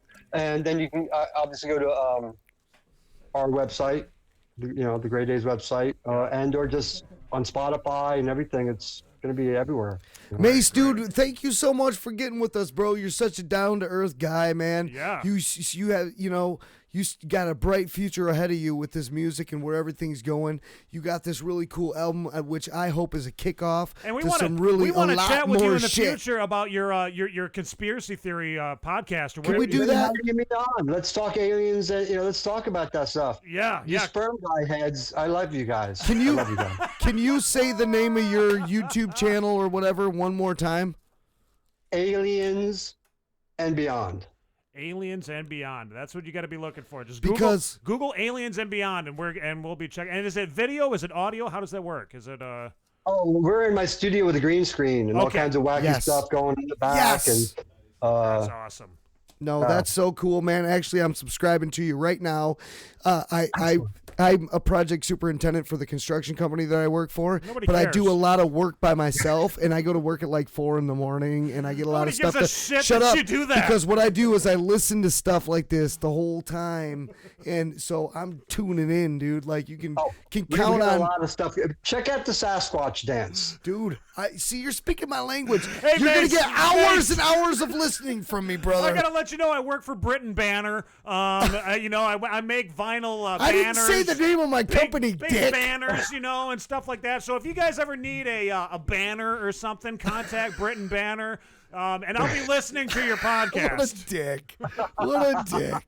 Mace, you're awesome, brother. Yes, thank you so much. We're gonna play the sickness video actually right now for all of our viewers, man. And I hope that everybody goes and checks out Grey Daze, subscribe to them. I know that they're doing really good on their YouTube right now, but man, one more subscriber, one more fan. That's what these musicians are all about, man. They need to gain those all the time. So I mean, I want to thank all the fans for their support with this. There's so much good energy online about it, and just helping us kind of get it out there to the other fans that don't know about it yet, and please keep helping us do that. Get this out so people can hear the prequel, the Chester prequel, basically. Another thing I wanted to say: congratulations! You're coming up on what, 9 years? Is it 9 years of sobriety? It'll be 10 in September. 10 years! Congratulations, dude! 9. That's awesome, bro. I'm actually in town visiting some local cats about that, and That's but yeah, so cool. now I have a 9-year coin. That's so cool, man. I'm working on my second year myself right now, so it's I always feel for another addict, man. I think it's very cool. As they say, I only have today, though, my friend. That's I right. only have today. That is Man, absolutely thank you true, so man. much for giving us a chance, because we're the small guy, dude, and you're doing big things, and you came on here and you set it aside and you said, I'm going to do something for these guys, and you came on and you gave us a ton of respect, and you let us talk to you, man, and we really appreciate that. And Dan's the project manager of his business, so Well, you know what? Here's the deal. The reason the reason I brought that up was because I wanted to make sure that you guys know I work alone. Okay, so what do? I listen to podcasts and stuff. So I'm excited. Okay, Dick, I'm excited about listening. Thank you, Mace, for chatting with us, man. We're going to talk to you more in the future about the aliens and beyond, man. I cannot wait. Gracious, man. Thank you so much, bro. Thank you so much, guys. We'll Enjoy your evening. Yep, Peace you out. too, man. Brother! All right, there you go, Can everybody. you believe it? Come Things on, we dude. can talk to him about, that's a actually. Great, yeah, dude. I think we just became best friends. I think we're best friends now, dude. I'm gonna be listening. We're I'm gonna hang subscribing. out all the time, dude. Okay, so sitting in the hot seats now, we got hold on, no, it's not Jared. It's what is your rapper hip hop name? It's Papa J Ride. Papa J Ride, and as well as Silas, who is. Oh, I got the camera really close to you. Is there another pair of headphones? No, there's not another pair of headphones. Every time that we get a new pair of headphones, they're gone. They just disappear. I don't know what the hell happens to them, man. They just they're here and gone, and that's just the way it is. But these two right here, local Traverse City rappers, hip hoppers. What kind of music is it? Tell me what the music is. Papa J Ride. What is this? What is this music? It's rap and hip hop. Rap and hip hop. And R&B, kind of like heavy metal. Yeah, there's some like trap. We I don't know. We try to expand a little bit. Yeah. And it's all rap. It's dope. I mean, I was listening to it, and I use that word terribly, but it is some really cool music, and I enjoyed listening to it. I've got, and now the whole album. I would like to know, like, where are you guys producing this album? Have you guys been working on this for like 18 years, or how long has it been for producing this? This is his album. Oh, this is his album? Yeah. I'm featured on it. You're just on it? Just a song. Yeah. Oh, okay. Well, tell me about it, Silas. I got Chain Deese is on one song. I got the entirety of R.R.G on one song, but it's an album that I've been working on for like, I want to say like 6 months. 6 months? Yeah, doing it out of my home studio, quote unquote studio. You're doing it yourself. Mm-hmm. You're doing it all by yourself. You're we're in a beautiful studio right here. I mean, yeah, you should. Well, the main issue with doing stuff like having other people producing it is like I don't have money. Oh, yeah, yeah. Money is a tough one. Yeah, absolutely. I got a buddy named Chase. Shout out Side Productions. He has his own home studio that he invested a lot of money in. Okay. And he's real cheap about it. You know what I mean? $25 an hour to go in and record, and he'll master it, mix it, everything. But $25 an hour, 4 hours, that's $100. It's $100 bones, yeah. Takes a good couple hours to get some good sessions in. Right. No, I understand that. I mean, Mr. Mark is here at New Leonard Media, our main sponsor of this show too. He's got many years of producing hip hop. I mean, if you want, when it comes down to like getting everything mixed and mastered and whatnot, I really would suggest chat with Mark. He's going to be coming into the studio here in just a few. I think he was for a second. Yeah, I seen him. He just showed up. We got Johnny Odawa checking the show out tonight too. You know Johnny Odawa? Oh, he's in the rap group too. Is he part of the group too? Yeah. Okay. Yeah. Now, how long has the group been together? Like, do you guys? Has it been 6 months or years? Well, it started out with just me and my cousin. His rap name's Chains World. And then me and Silas linked up, and then he had a cousin Johnny Ottawa too. He said that it raps, and I thought he was pretty tight. Nice. So we all just linked up. And you guys are doing this all out of the Suttons Bay area? Is that where it is? A lot of it's out of Suttons Bay. Johnny's in Petoskey, and then I'm here in Traverse. Well, Chain's in Traverse now, but Yeah, a lot of it was done out in P-Town. We got a Joker69 tuning in on D Live right now. He's like shouting out another studio. Oh, here comes Mr. Marcus. Yeah, right. No, that's okay. We can shout out other studios, man. If you're recording at another studio, wouldn't know about it, man. 231 Know recordings. about it. You know what I mean? We got who else is there out there that we could talk about while Mark's not? No, but it was dope. Studio Anatomy. You guys sent me some stuff, man. You were interested in doing so. You've had some other homies come on the show before. And we had who was it? You sent me some stuff. I was excited to put it on, man, and listen to what you guys had to do, man. Fucking Sky was on here. Yeah, Sky Gunderson. Yeah. Yep, we had Sky in. We had SK that was in. SK actually was going to be in tonight too, but we had so many people that were going. You know, what I mean, we got Mace that we just got done chatting with. Was that cool or what, dude? That was. Is that that? was Yeah, so that was cool, tight. man. That was so cool. Like, have you guys been fans of Linkin Park in the past and whatnot? Yeah. I mean, you like. I used to who listen wouldn't be, to right? rock and roll before I got into rap music. But you know what? I They was were like heavy the into mix of Linkin rock and Park. rap, Yeah, bro. they did it like they the were right back way. in the days that there was like who else was there? There Rage was, Against the Machine. There was Yeah. like Papa Fucking- Roach Yeah, that was did some heavy. shit. Oh, of course, Rage Against the Machine's even way they like go like back to the early '90s, '93, '94. Limp Bizkit. You know, Limp Yeah, Bizkit. Limp Bizkit. You know, Yeah. so during that time when that rock rap was really blowing up, these guys were doing it, man. Right. You know, Linkin Park. And, When I was in like fucking 8th grade, that was like the big thing was like Linkin Park and like Hollywood Undead. Yeah, Like, Yeah, Hollywood Undead, they were I crazy. remember that. It's dope, yeah. bro. Even Marilyn Manson was doing some like hip hop sounds too. Manson, you know, I was a big Mansonite back in the day, dude. Right down Yeah, to you were. Jeez, Yeah, yeah, I you were, was. man. Oh my That was God, your- I love that Manson. was your fucking idol, man. He was. I thought Manson was great. Manson's cool. It was just that Yeah, shock he- value. Yeah, you know? the like, shock value. Yeah, he was dude. weird. He was. Some Yeah, he was a weird goofy shit. son got of a bitch. attention though, and I'm saying, smart He was like business the moves. 6'9" of the 90s. Yeah, Yeah, right. for real. Exactly. That was what Manson was. I dude. don't know. I don't think Man's ever went out like that though. No. Some sneaky So who's shit. some of your guys' biggest influences? I mean, obviously we just talked about a couple of rap rock groups, but I mean, do you guys got some more? Yeah, Like, who is It's your like influences? 80s, 90s rock and shit. yeah. Like, It what really- about hip hop? It really Hip-hop. depends. Yeah, if you're talking about like music in general, or if you're talking hip hop, like hip hop. Yeah, hip hop. I could go on like all day. Yeah. 50 Cent was like the first hip hop album I ever listened to was 50 Cent's Get Harder Die Trying, and then like from there, like I got picked up from Wisconsin one time from my dad, and he gave me a book of CDs, and he's like, here, check out some music or whatever. Check You know, real I don't know what music you're out. listening to. It's Yeah. your dad's my age. And fucking Eminem's Slim Shady LP was in there. Yeah. Heavy, dude. Yeah. Heavy. You listen to that's that whole cool. album? Oh my god, I know every That was word. back when he was That spitting some whole shit. album. And if you want to go back even farther than that, Eminem did an album called Infinite. He back in the did. day. That was good. And it He was re-released recorded. It. He it was re-released it. it was recorded originally with a guy named Frankie Biggs, and I actually mentioned him tonight. He works for Universal. He's got a couple Grammys. I think he worked on a lot of Shakira stuff. He was a producer, but So you guys got a gig that's coming up here real soon. Where is that? And Papa J Rod, you were the one that was talking about this. You got a gig coming up, and then you got another one with John Penman, don't you? Yeah, we're doing the R.R.G show the week right before that. I think it was the 14th. Yep. March Nice. 14th. Yeah, It's John. gonna be at Studio Anatomy. Another one is Studio Anatomy, and then then back to back. Studio and then the week Anatomy. later, we're going to be there too. We're going to be hanging out with you guys, John Penman, Big Juicy, Seth Yep. Flacco, and I Yep. thank God that that Silas told me out in the parking lot there when we were having a smoke, man, that I was saying it right, Seth Flacco, right? Yep, It's- Seth Flacco. The A is silent. There's no A. There is no A at all. FLCK.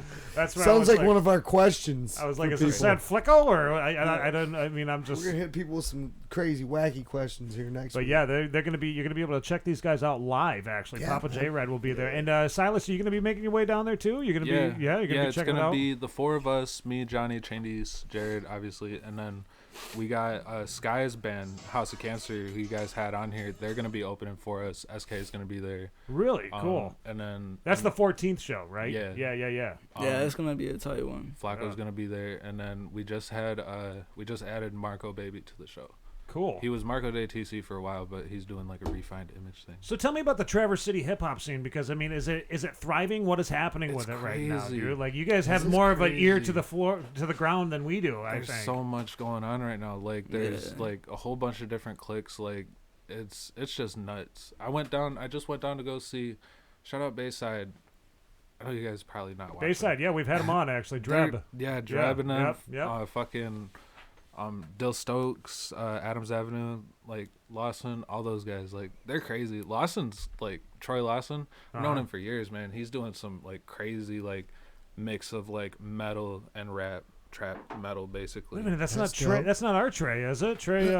Wilcox. Wilcox? No, Okay. Troy Lawson. Okay. Yeah. Oh, okay. He's okay. cool because it's like he's got the like background. He was in a band called Memories of a Murder back in the day. Okay. And then he was doing vocals for them, so he's got that background of like doing heavy, like raw black metal vocals, like the screams. Wow. And like he incorporates that into the rap, and it's just so sick, dude. Yeah, man. I would love to hear that, dude. I love incorporating the screams into rap. Nate, me. Nuts, we got that shit loaded up, man. I don't think we have that. Wow. I did a song back in the day Most on embarrassing DJ song I was Illogic's ever on. album. Mark was on it. My brother John was on it. And Mr. Nate was on it. And the because he was story of screaming. that, okay, I went into a closet. Okay, I was asked to come over to Mr. Mark's house, and the vocal booth was a closet that had like styrofoam walls. Like it was just like it was like spray painted styrofoam. Egg crates, yes. And I'm in there like, what the fuck did I just get in? It's hotter than shit.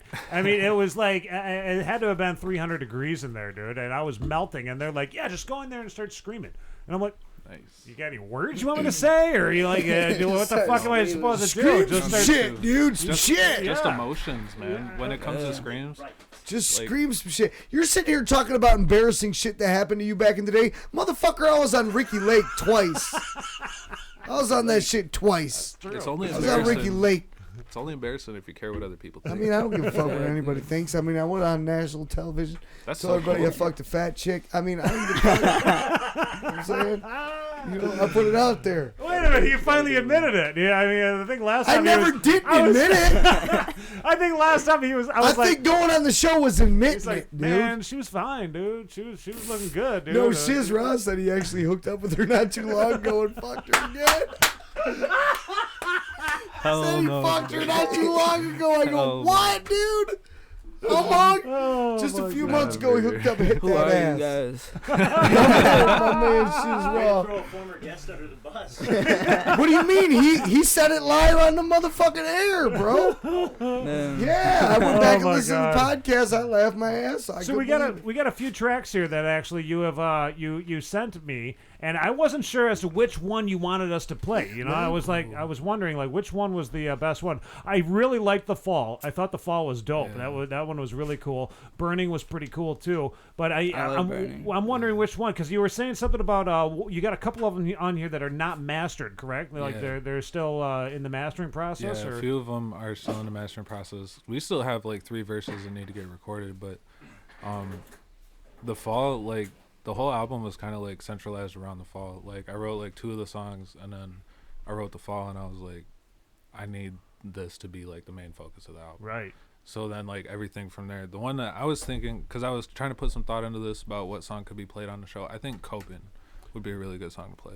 Coping number 3. Because like crawling. I thought you said Kogan for a second. Kogan. Like, is that Coke Hogan? Hell yeah, dude. Is that Coke Hogan mixed in what? Kogan. I about fucking fell out just now. Brother! You said Kogan. Yeah, you just said Kogan. All right, Coping. Yeah. My voice is gone. If you guys haven't noticed. So what's this song all about? What is the main message that's going on behind the song? This song was like me, and like sort of like talking about what I went through as a kid, and like the things that led me to, because I'm in recovery and stuff. Mm-hmm. So like it was sort of like delving into the experiences that led me to, you know, wanting to go towards drugs and alcohol to like deal with, you know, to cope with life and the things that were going on. So I feel that. I mean, geez, years of drugs and alcohol. It was a tough one for me. I had a Dan knows the teenage years. Nate, someone had a gun at their house. They were like, "Hey, check this out." Nate was like, "Cool, let me see it," and put it in his mouth. I had a tough childhood. What a dick. I think it was in front of kids too. Yeah. It was in front of kids. There was no kids. Deadly. I'm making shit up. He's making it up. Anything to make him look bad. He kissed a guy. You guys know that, right? That's true. He said, sure, we'll do it. And they just went, yeah. Like that. He tried to. We did it to see if two other girls would kiss. That was You the guys whole know what fucking happened? reason, dude. They were trying to get girls to do shit, and the girls flipped it on them. You've heard that story? All right, we did it. American Pie. Oh, yes. No. Okay, no, it wasn't quite That is American exactly Pie. what happened. And he made out with Ryan White Maloney, which Ryan White Maloney, you're awesome, man. You're not gay. Nate is. Which he was on the season 6 of The Voice. Awesome dude. But Nate And you know what I was saying the whole time when he was on The Voice? I was like, man, You're I like, kissed that dude, dude. I could taste your voice. I remember what it tastes like. Is what you were saying. Oh, that's remember tough. the taste of his voice. You That's fucking tough, sick man. bastard. You can tell that we get along. Hell yeah. You know what? That's okay, dude. You nonstop fuck with me. Yeah, I know. You have the control of the keys, dude. I can do anything right over here. You with can all listen to the Coke Hogan interview again. Look at that. Right. I could just you play that. You know, He's giving away all. that out there to Hey, everybody. he's giving away all the calendar picks, bro. What does Coke Hogan got to say? What did he go through this week before he played the song? What do you mean? Didn't he call you and leave you a message? What did he say? What's up, brother? How you doing, man? Just wanted to hit you. Hold on, I'm at the drive-thru here. Yeah. Oh yeah, he took a Diet Coke. Yep. No, I don't want to come in. I got to poop really bad. I'm just trying to get home. Go. Thanks. Yeah, man. Freaking, let's hang out, dude. Been a long time, brother. You know what I'm saying? Yeah. Yeah, He was on a drive-thru. Dude still never shows up. He said, I don't want to come in. Who asked you to come into a drive? Where you want to come in? That's what they said. See what they said, I need? got to poop. I ain't trying to hang out. They need to make a car with a toilet in it. Dude, Right. That's genius. I think that might have been on Mythbusters. Did they do that one? Dude, I'd never stop driving. It's a good idea though. So we're gonna play coping for everybody. And when Let's do it, man. when could we be expecting this to Yeah, possibly bro. be released? Like, I mean, the mastering and whatnot. Like I said, we got Mr. Marcus sitting back there. He's just like pondering, like, man, I could put this together. I could make this happen for you. But I got a set date for March 17th because that's it's kind of corny, honestly. The 1-year anniversary of me getting sober. No, that's not corny, dude. That's I thought fucking it was kinda awesome. I corny. love that idea, dude. I was It's, like, I couldn't think of a better date because, like, the thing about being sober too is like, you know, you're trying to get your life back together. Mhm. So like, I'm back in school now, and deadlines are very important to me now. So if I don't have that album completed yet, it's like 85% done. But if I have that deadline, then I'm not gonna procrastinate it. Then I'm gonna keep working Right. at it until eventually it's done, and I want to have it done like 2 weeks before the set date. But who knows? I love that. I mean, and you'll be. Where's everybody going to be able to find this, the album and whatnot? And Everywhere. are you planning on making music videos? That like, are we going to be was thinking seeing- about it. Yeah, Yeah. That's There's, another like- thing you do. You got to have money for that too. Though. Yeah, you do. But I got a GoPro. My brother had a GoPro that my Uncle Shane had. He passed away a few years back, but he had a GoPro that we would take snowboarding, Mhm. and I found it in a tote that I have just full of old technology at home. Right, It's just, right. like, got a shit ton I of love old, those like- totes. Yeah, dude, they're By the awesome. way. Yeah, My girlfriend's telling me to get rid of it, but I'm like, no, I can't. Never. It'll come in handy time and time again. So I found that promise. GoPro, and I'm like, what's his name? Faux Sounds. Shout out Faux Sounds. He's working with Adams Avenue. Just did Adams Avenue music video for Fuck Trill Sammy. Mhm. Trill Scammy. Okay. Yeah, he filmed that whole video on a GoPro and then did all the effects on like Windows Movie Maker on his laptop. and Wow, shit. on Windows Movie Maker. Whoa. Yeah, I think Damn, so. dude, I that's- don't quote me on that, but like I know that he Small did school it on shit. his. Yeah. It's cool. You know, that's No, the I cool think part that's about great. this day and age is like, if you want to do it independently, you totally can. Like You can. I got an Akai. Like I seen you guys got the Akai over there. The Yeah, back mini there behind MPK. Mark. Yep. Yeah, I got one of those. I'm running Mixcraft 9. You know, it's just it works. At least you're trying. You're doing your thing, man. Well, that's one thing too. I mean, you really do save a couple bucks when you're able to do it yourself. You know, I But mean, you you know put what? it together yourself, you can do it. Dude. Just like Mr. Marcus, because Mr. Marcus started out just MCing. So hey, who's gonna produce our shit? Well, I'm forced by necessity into producing our shit because no one else knows how to do this. We need to record our shit. We need beats, right? Dude, so YouTube. Mr. Marcus did that. You know what I'm saying? By necessity. YouTube. No There wasn't YouTube. no YouTube back then. This was No. 1990s, bro. There was no YouTube then. We were doing hip hop 1996. Look at the Fair curly enough. shit. That's how we recorded a lot of shit. Look for cassette singles. Cassettes. Oh Look my for a God. single with an instrumental on the instrumental on the B side. You put Man, Mary J. Blige. absolutely Yeah. LL Cool J, Double Mr. over it. Smith. Soul for real. Hey, You put in the instrumental, and then you push play on that, and then you push record on the other side. You rap into it. You got an instant studio right there. That's so tough, dude. And then you could take that track and then put that in there and push play, and then record another track and record that on top. It would get a little soupy after a while because copy of a copy of a copy. But by the time you're done, Wu-Tang. One take. Yeah. That's it. Yep. That's all you get. Wu-Tang. I like to do stuff in one take though. Like I have a lot of songs that I've done only one take. Like Coping is one take. Really? Yeah. Really? Well, we're gonna check that out. We're gonna play that song. But right it's now funny. for Also, everybody. I get to the point that I was getting at. You had a point? Is that it's awesome that there's still people that have enough drive to want to do it. That out of necessity, I'm going to record myself. I'm going to do whatever I got to do to put out the vibe that I'm trying to put out, the message I'm trying to, because guess what? This is the only last piece of freedom left in this country. Yeah. The freedom of me to say what I want and express myself. The biggest thing for That's me, dope, bro. like when I think about it, is the same thing that you were talking about earlier. Come 200 years down the road, your great grandson is going to look at something and be like, "This is my great granddad." Right. Because that's the thing, guys. Everything that we do and we put on the internet goes into a cloud and it's there forever. You can never get rid of it. What you put out, you can never take back. So take heed with what you put out, because make sure what you put out is exactly what the fuck you want to put out. Right. Because you're gonna get held to it. I want to play this video or this song for everybody, so you can check this out. This is "Coping" that we're going to be playing here by this guy right here that we just got done chatting with. This is Silas. Hey, what was your name though? You have a stage name. Yeah, Silas James. I'm not cool enough for a rap name. Okay. that's my God-given name. Silas I think James. that's a dope ass fucking name, dude. Yeah, that's a perfect. We had to name, come dude. up with like stupid names. Like How many Beto people and have King. two first names? It's perfect. It's like Ricky Bobby. Yeah, Ricky Bobby. You got it. You got it, First man. names. All right, everybody. Here I you always go. wanted to go by King Daniel. Maybe someday, Dan. Maybe King someday. Dan. I King might D. be able to achieve that someday. All right, we're gonna play this song for you guys right now. Here you go. This is Tuesday. this is "Coping" by our boy right here, man. Check this out, man. And then we're gonna be chatting with Dalmatian Stone coming up after this. Old school boom bats.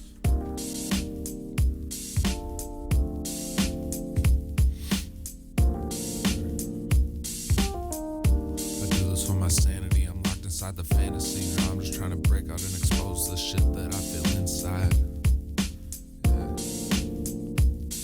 Cause it's nothing external, the mural painted is vivid. I toss out all my prescriptions, I'm sure there's pain in the image, but this shit ain't about a cure. It's about the fucking past to deal with shit that's inflicted upon the psyche of a young man. Trying to be the best, him wrestling with that 1 gram that sits upon the corner of blessings in a dark path destined to see. Swear it leads, he believes that at the end of the street that there's a light that's gonna find him, not understanding that the light shines within him. So he looking for some shit that's gonna keep his foot on the pedal. Thought he found it in the videos, paintings, and heavy metal, but it's nothing cause the doctors don't gave him shit for his mental. This'll help keep you focused, this'll help to keep the voices out. Wonder why the fuck did it build up before he's storming out, lashing out on everyone in the path of his mental state. Fuck, the shit been going on since he left in the 2nd grade. Mother did the best that she could, but it's a little late. The cops pulled him over, they in the back and he can't escape. Daddy picked him up with his auntie driving the rental whip back across the lake, and he's still in trouble for little shit. Couple years later he chillin', smoking a little shit could kill you, but it's taking away all the shit he feeling. Kid, don't ever doubt it, it led him straight down the wrong way. Now he drink a fifth at the end of another long day, taking it all in, whatever the fucking song say. You think it really helped him deal with the shit, now his arms flayed, took it out on himself.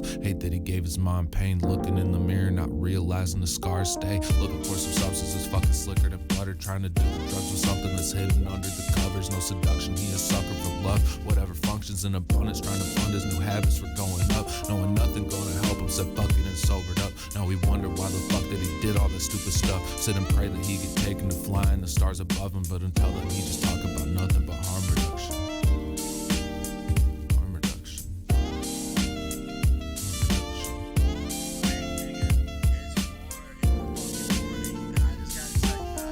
I just got your messages. I'm turning up, Seth. I'm turning up without you. Silas, I'm not sober. I know you are. R.R.G, y'all my niggas. I will see you at the show on the 14th, nigga. Even if I gotta run from the police. That's right. You know I'm gonna get it, bro. Hey, and all my people out here, I love y'all. And stay safe. Don't be drinking and driving.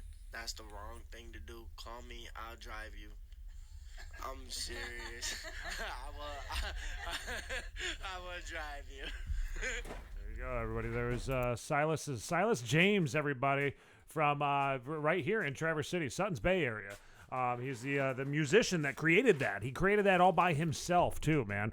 Mr. Marcus is sitting in the studio right now. Mr. Yeah. Smart, what's happening, man? Welcome back from New Zealand. Hey, thanks. Yeah, thanks. dude.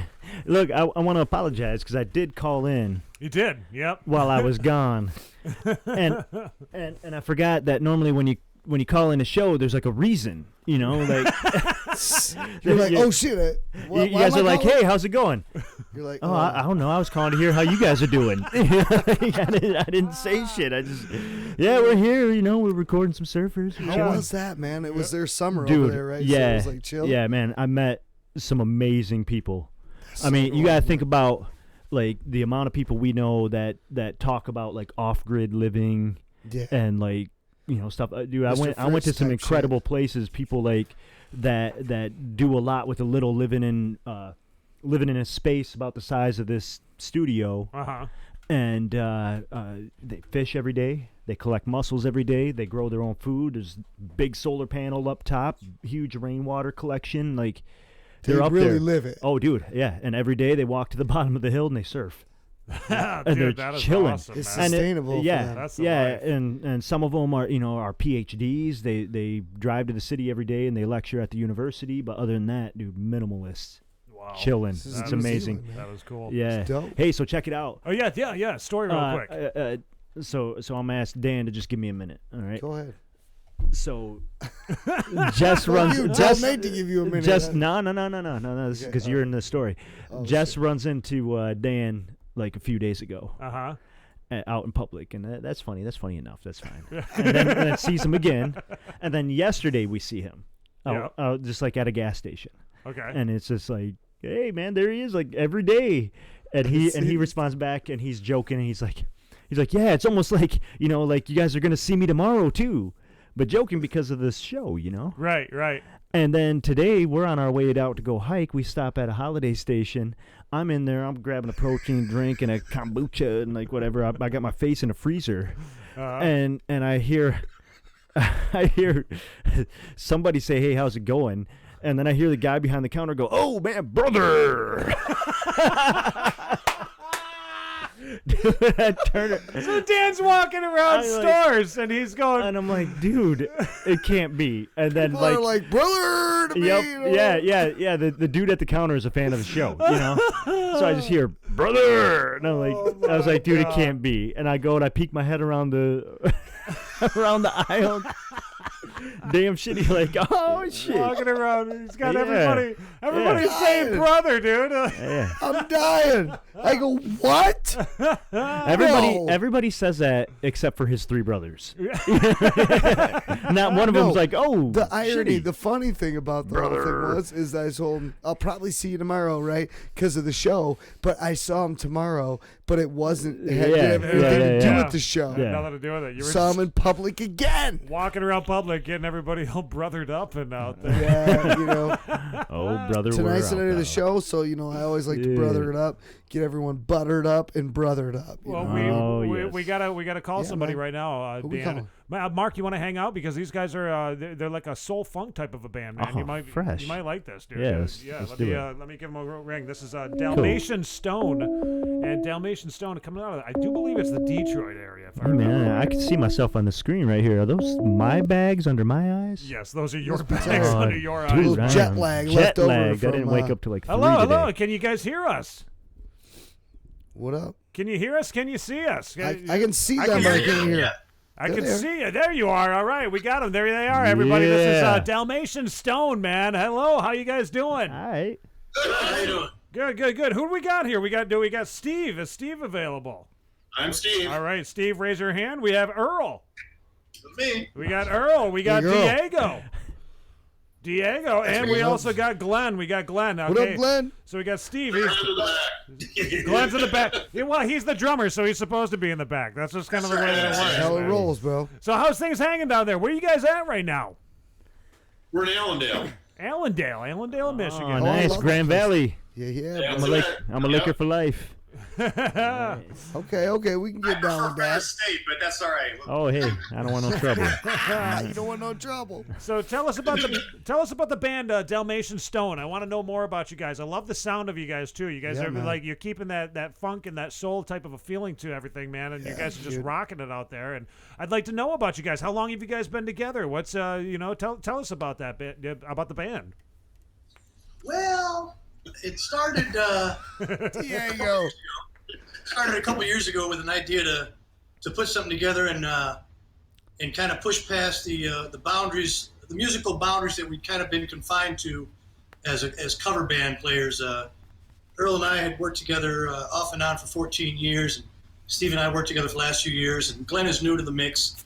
But being in cover bands, we were kind of stuck doing the same stuff over and over again. So the idea was to put something together where we can kind of explore and do something, more based on what we felt like doing. Right. And I was wondering, like when I was saying, like the funk and the soul, like you're really bringing back like the old school feel to it too. That's what I think is really cool. I was just wondering, who's some of your guys' influences? Where do you guys come up with all this stuff? Well, that's on you. It's all you, Earl. So, well, I think a lot of the influences, what you hear on the record, is probably come from what me and Diego used to listen to as we're growing up, like Chic. Yeah, that's a big one. Lenny Kravitz, Prince. Ooh, nice. A lot of the bands from Minneapolis was a big influence on us. Yeah. And bands like Heatwave and even Jamiroquai, which you'll hear a lot of influence on the next record that's or the next album that we're putting out next month. It's got a lot more of that disco funk feel. Nice. So it's kind of a combination of all those sounds. And that, you know what? I think that has a lot of potential, man, because it's ready to have that new big deep breath to release. Right, you know one of what I those mean? things. It's like we need to get that stuff back. It's like it's almost being like feel good. What you guys were saying there with like making that transition from being a cover band to doing this. Like what was that like? That had to have been like, was it scary? Was it? We're gonna branch out. Very painful. I had a lot of hair. He ain't got no hair. Diego, he's got patchy beard. What the fuck's happening? I'm just kidding, dude. You look great, Diego. Have you guys transitioned to full sets of originals at your gigs, or do you just kind of like sneak your originals in between some covers at this point? No, half our repertoire, every gig is original music. Nice. So awesome, we actually pepper in the covers, but most of our stuff is original. Cool. You know what's great, man? You guys find these influences. You're doing some cover music. You got the funk.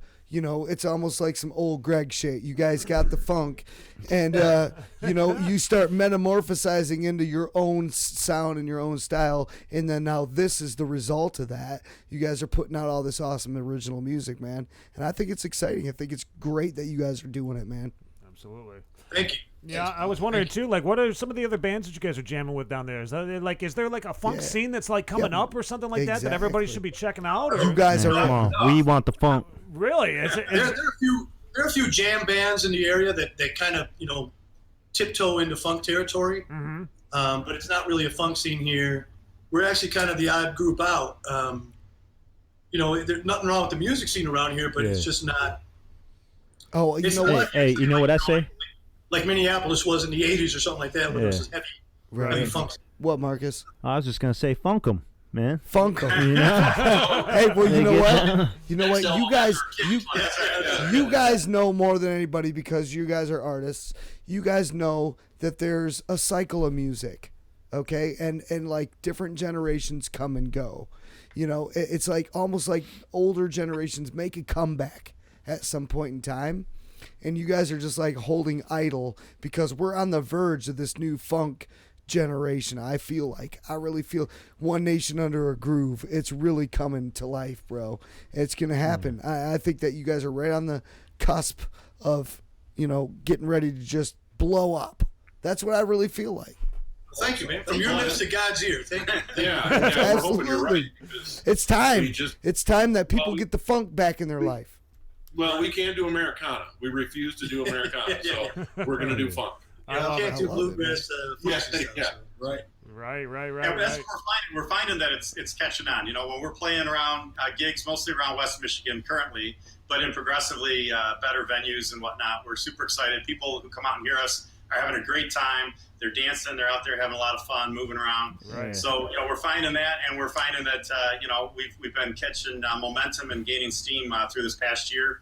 We released Decipher back in December a year ago. Okay. And we got Dalmatian Stone 2020 coming out here in a couple weeks. So, yeah, it's been great. And we're looking to get up into northern Michigan, actually. So we're hoping to play up there. You know, we're talking to Shorts and some other folks up there about trying to get up that way, too. It's a great idea. The breweries up here, I think that your style of music would fit just perfect with a lot of these breweries because, I mean, that was like something that was on the tip of my tongue there. Mark, you've seen the Right Brain Brewery and whatnot. Oh, yeah. And I was venues. going to say, you know, when you guys do that, please stop in.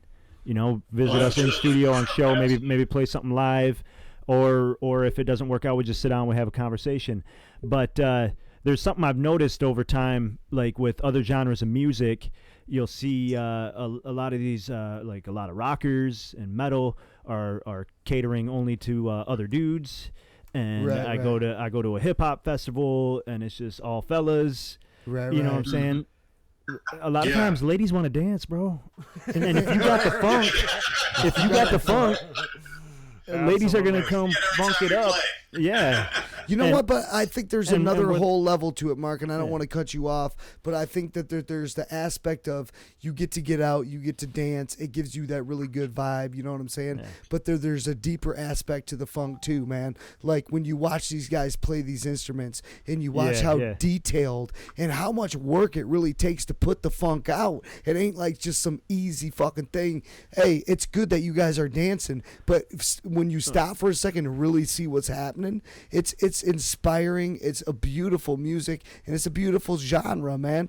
And I think it needs a lot of respect. Yeah, well, I mean, when you got the funk, you typically have a really good bass player and a really good drummer and a really good keyboard player. There. You know what I mean? Like people that, you know, the bass player is not just there to do. You know, no, if you play music that literally captivates a woman to a point where you can make love to her with your fucking instrument, that's a dope genre, bro. That's being underestimated. You know what I'm saying? Right. My dude. Errol, has that ever happened to you? You know it has. You know it has. He's seduced many women over the years with that bass. Yeah. Right? Am I right, Earl? No, he's like, you hit it, bro. He's like, I got an old lady at home. Shut the fuck up. Slapping that bass. Well, I think I love you guys' music. I love the style. I like the fact that you're staying true to it too. Man. You know, I mean, you're not just sitting there and like putzing around like you said. You're no Americana band. You know, like you're not doing anything like that, man. And the fact that you guys all have the same feeling, the same goal. But you know, there's somebody else in the band too, isn't there? I mean, it's not just you four. There's another guy in the band too, right? We're missing. Yeah, there's another guy. We're missing a couple guys and a couple girls.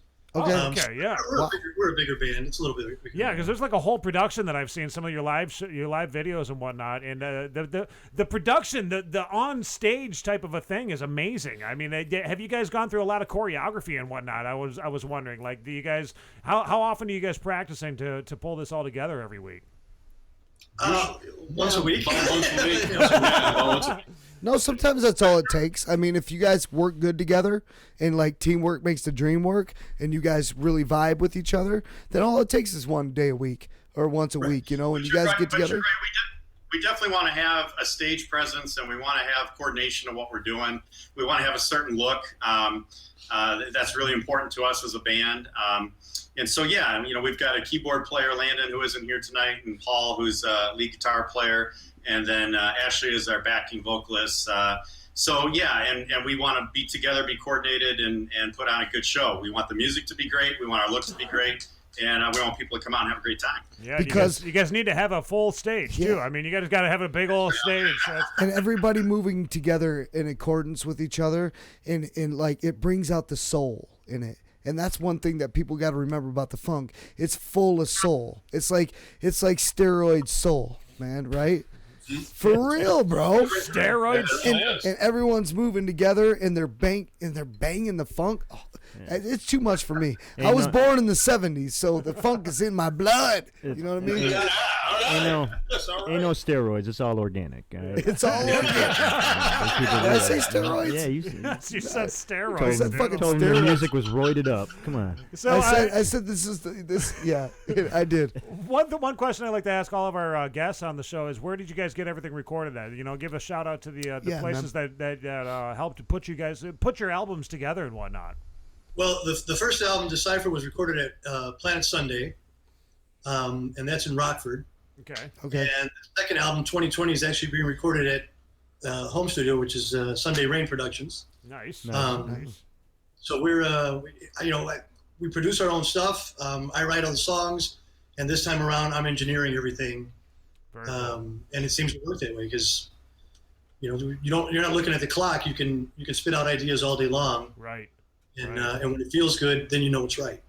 No, that's awesome because that puts you in a position because you know everybody's strengths and weaknesses in the band, and you're like, look, I can help direct this thing a little bit better because I know you're going to sound great on this part, and then you're going to sound good, and let's do this, and then you can kind of coordinate it all together, and that's cool because you guys are a tight group. So you can figure that out with each other. Sorry, Nate, I didn't mean to cut you off. I was just wondering the video production too. I like you guys' video productions. Lovesick Avenue, the song that we're going to be playing here, man. Who's doing that? Is that Glenn? Glenn's putting those together, dude. It looks great. The quality is top notch, and I just got to say that's one thing that's really difficult nowadays. Have you guys been noticing like the music videos is really helping you guys get a little bit more noticed out there, like your PR pack and all that stuff? Are we going to be seeing? Oh yeah. Yeah, it helps. It definitely helps. We live in a visual age, and people want to see something. Right. And if the visual is right and you can tie it together to the song well, it does get more attention. So it's very, very helpful. Can we be seeing any more music videos coming pretty soon from you guys? Yeah, we have a total of 3 out at the moment. So the first one was She Is All That She Is. I believe the one that you have is Lovesick Avenue. Yep. There's another one called Addiction that is out. And we are currently in post-production of a 4th video for a song called I Just Wanna Funk. Dude, get right to the fucking You point. know what? It doesn't sound like the name of a song that a guy named Glenn is on. I think he said funk, not fuck. You know what?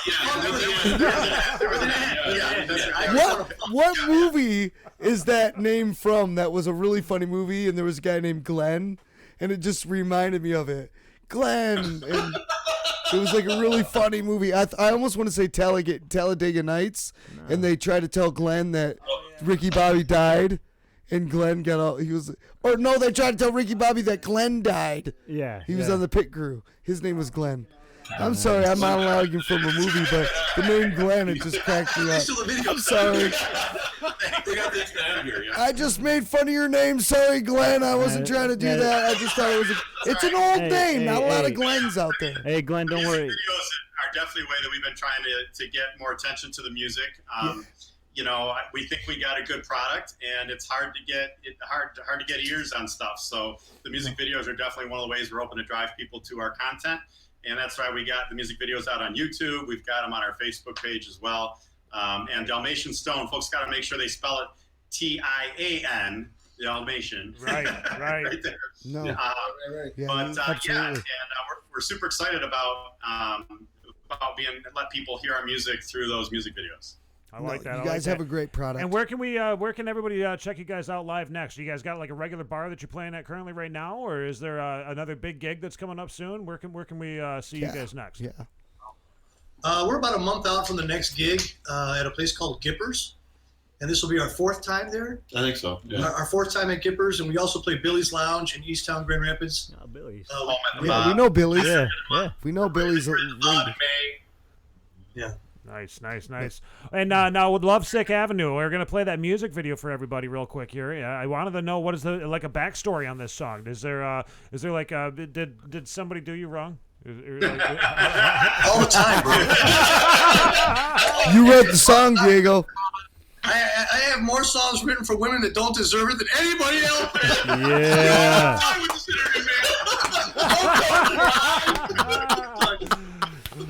Oh my my God, this is better than what we could have ever asked for, dude. Get it going. Holy shit, you're making the show. This is material here, buddy. Well, we're gonna play that video for everybody and make sure that they check out your YouTube channel too. We have the link to your YouTube channel down in the description below. So we hope we get you guys a couple more subscribers or something out there, man. Because I mean, we gotta keep the Michigan music scene alive. We're working together as a team. Everybody up here is doing it, dude, and we want to keep it going on down there in Allendale too, man. I mean, if we work with you, you can work with us. It's a love type of a situation here. You know why? Because we need the funk. Gotta have that funk. We need the funk. Don't do that song, though. Don't do that song. Go around, man. Get the funk out of here. We're doing this. Well, thank you guys so much, man. Thank you for taking a few minutes. Thank you very much. Yes. Enjoy the music. Thank you. You guys have a wonderful evening, man. Yeah, man. Thank you guys so much, and keep the funk up, man. Keep the funk up, bro. All right, we'll see you later, man. Have a good evening. Yeah. All right, everybody. We are going to be we're going to be watching their music video right now, and then Mark, we want to chat with you a little bit. If we have a few minutes, can we chat with you about New Zealand and stuff like that? All right, I'll hang out. Yeah, okay. Yeah. Are we busting a freestyle with these guys? We brought them on the show. We should bust them. You want to bust a freestyle before we bust a flow with these guys after the video or something? Okay, maybe they came on. They get to bust. Maybe coming. Okay, that's the deal. They're waiting patiently. All right, that's the way it works. We're gonna put on a pretty whack beat though. Here's Lovesick Avenue by Dalmatian Stone right here. We're going to overtime tonight. Yeah. Overtime. That's cool. Those are good though.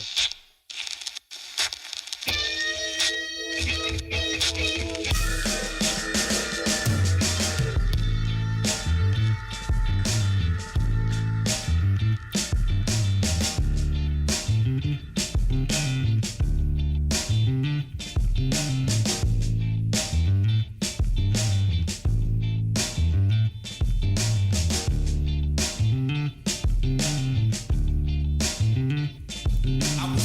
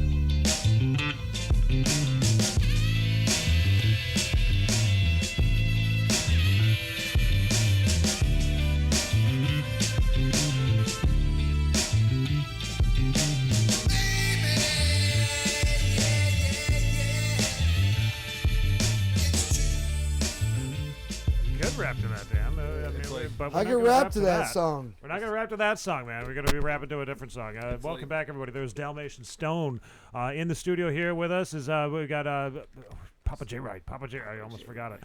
Papa J Ride. We got Silas and we got Dan. Okay, they are going to be putting on a cypher is what they call it nowadays. Hella smooth. All the hella kids smooth. are calling them ciphers nowadays. Marcus used to get in the ciphers. This one any good or? Yeah, that's the beat, Doug. I don't care. It's always the same beat. I'll rap on Anyone anything. take it. Yeah, they don't know me around here. Yeah, you know that I'm going around here all day. Yeah, you know I'm only hearing in the right ear. Yeah, I'm right here. Check. Go ahead. Sorry. Hey. I was trying to highlight your shit. All right. Third eye open, you be looking clueless. Tell me what you know about the movement. Every day nothing but self-improvement. Then they try to say that I'm a nuisance. Hop in the whip in the ruthless. Look at the way that we moving. Not a human, I'm a mutant. Roll the weed up in the Cuban. Ooh, empty bottle of Snapple. You know I get it cracking. You know that I'm a pop boom like a fucking pimple. You know that I'm an asshole. All day, get to it, don't back up. Throw the body in the back of the black truck, breathing so hard, looking like I got asthma. But I just been smoking on the nicotine. You know that I'm a fiend. You know that I'm a fucking fiend. Keep the dream alive as we going down. I'm gonna keep it low like you. No, I get way high with my shit. Check this. Yo, don't think I shoot at you. That would be dumb to assume that semi-auto plop you in the operating room instantly. Talking that shit don't make sense to me. I hope you die so I can smirk and laugh when they sentence me. Best believe I'm a soldier up before I go to holy war zone. I just heard the shofar blow, so hit the floor now. I'ma never slow my roll. You wanna battle me, you best to have a paddle or roll. This is shit's creek. Shit talk cheap, your shit's weak. The smoke screen of safety got you buried at 6 feet. You neck deep in this, crying and neck and cheesy. Bet you tucking your weenie, could bitch your ex peeping this. Now check this, Heaven's Golden Gate got a guest list, so get the message. Take time invested, it's the best gift you'll ever get. Cause after this, I'm cutting out 100 clips, loading cup again. It's a thunder blitz, fucked it up. Play insanity, leaving with a taste of sweet vanity. Stand to see my beautiful dark, twisted fantasy. Have them all baffled by the rap. Fuck. See, I can't even spit a written when I freestyle. Who comes correctly rhyme, writing with rhythm and reconstructed instrumental, shed the wisdom we give them, we keep it living. Right for the fight of our mission and letting nothing stop our progress, kids is getting it twisted. Now listen, the main objective, to see some bodies move. Self-expression and to show and to prove. Now check it, time invested, that's called pain and dues. Fundamentals my crew can't confuse, yo. Put a pedal to the metal. Yeah, now let the smoke settle. Hey, I'm a heathen, I'm a rebel. Yeah. Hey, you a rock when I'm a pebble. And I'm about to go in with the freestyle. This the G style, man. I'm about to go with no written, the steady spitting. That shit forbidden. If you be coming through with whack shit, man, I'm about to attack shit like a fucking, like a bomber. I'm steady bombing like a Al Qaeda. Man, I be steady rhyming. I'm a vampire, I don't sleep. I don't even wink, man. I don't even close my eyes when I sneeze. Fuck. That was dope. That's tough. That was dope. I don't even close my eyes when I sneeze. Yo, check it. Yo, check it. I hate that whack rag, cat in a hat crap. I smack that, got greenbacks of Jack in your backpack. I snatch that, get Vietnam vets flashback. Get mad gambling cash back. Get a kick you kissing my dirty ass and laugh at. Cause I forget lines and backtrack. If the mic was a gun, and for fun I blast that. I match that, attack that, fucking detach that. Give me 1 hot second to bust. I thrash that with sick flows. Tactically attack with swift blows. Out of this world, radiation rap, my spit glows. We pit pole. Blood in my veins is ice cold. Broken rebel soul, gripping my foes with a fistful of the occasional Molotov filled with ethanol. Incinerating y'all, gripping my balls and gripping chip bones. I rip thorns out of my side, verbal quick word telepathy. Infiltrate your thoughts with a thick pitchfork. I'm out, yo, fuck it. Hell yeah. There we go. Nice. That was good. Anybody else want to keep going with it? I'm a savage, above average, yeah. Steady blowing on that cabbage. Popping off like I'm eating up fried bologna. They don't know me. I've been chilling with my motherfucking homies. You a crony, you fugazi, you know. We fucking goalies. I've been broly with the shit. I've been homie with the shit. man. I've been homely with the shit. I don't even fucking know.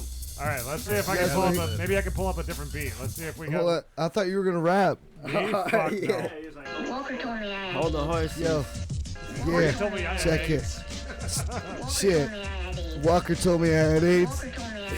Check. I stayed drunk, but not before getting smoked out. Zigzag blunt, papers, razors getting broke out.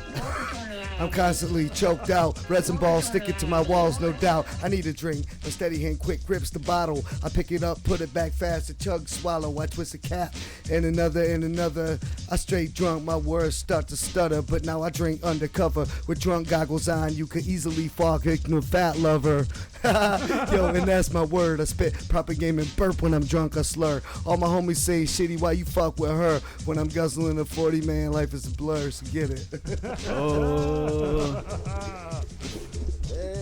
Alright, no one's even got anything to go on that. This is the hardest beat. This is a hard beat. It's a hard beat. It is a hard. It's fast. I mean, freestyling is just We hard can do in some general. fast shit. You guys want to do I ain't rapping over that Walker Texas Ranger. That's what you're putting on, dude. Ooh, play. All right, shut the cipher down. You got. It's about there. Shimmy Shimmy Ya by Dude. ODB. Play that beat. Which one? I don't have a bunch of them. We can't just start playing people's instrumentals. We got to play our own Fair shit. enough. Fair enough. And that's like, put that last one back on. Hold on, you want to hear something I made? Yeah, hell yeah. Everybody that's tuning in to KLT will hear this tomorrow. Probably. Okay. This isn't a rap. This isn't a rap beat. Yeah. Keep looking forward to the weekend nearly every single day, and gonna kick a little something to the B1s that I call friends on Facebook. Don't you know it's early the morning? He wanted to floss. It was his turn to floss some Yeah, shit. that was some bullshit right there. All right, let's go back to that fast beat one more Oh, you want to time. go back to this one? Yo, Walker. check it. Walker. told me I had AIDS. Yo, Somebody let's stop check this it. man. Which one? Put it back. Whatever one. The one before that. This one, old school? Why not? Why not? Check it. Check it. Hey, yo, actual added is attitude, my latitude, panoramic to composite deposit, inner eye view, attitude, interceding underlining factors, wackaler entertaining this innovating wax spinning backwards for the masses. I leave my poise out. Ladies, bring the beauty back and beat the boys out. Amazing. I built this with a bare hand, blazing. I hammered it like Biggity Bang, the window pane. My paintings to handle it, smudge it a little bit just for the fuck of it. Snatching you, grabbing you, standing up with the phantom grip. This is it. You ain't never heard nothing like this. That's the word, gonna slip and bite the curb. Fucking with this, my voice gone. Yo, it's on.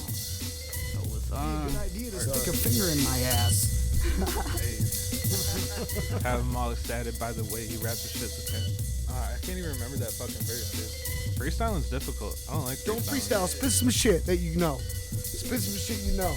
Yeah, Anything you vibe to this? Sweet vanity, stand to see my beautiful dark twisted fantasy. Have him all ecstatic by the way he raps.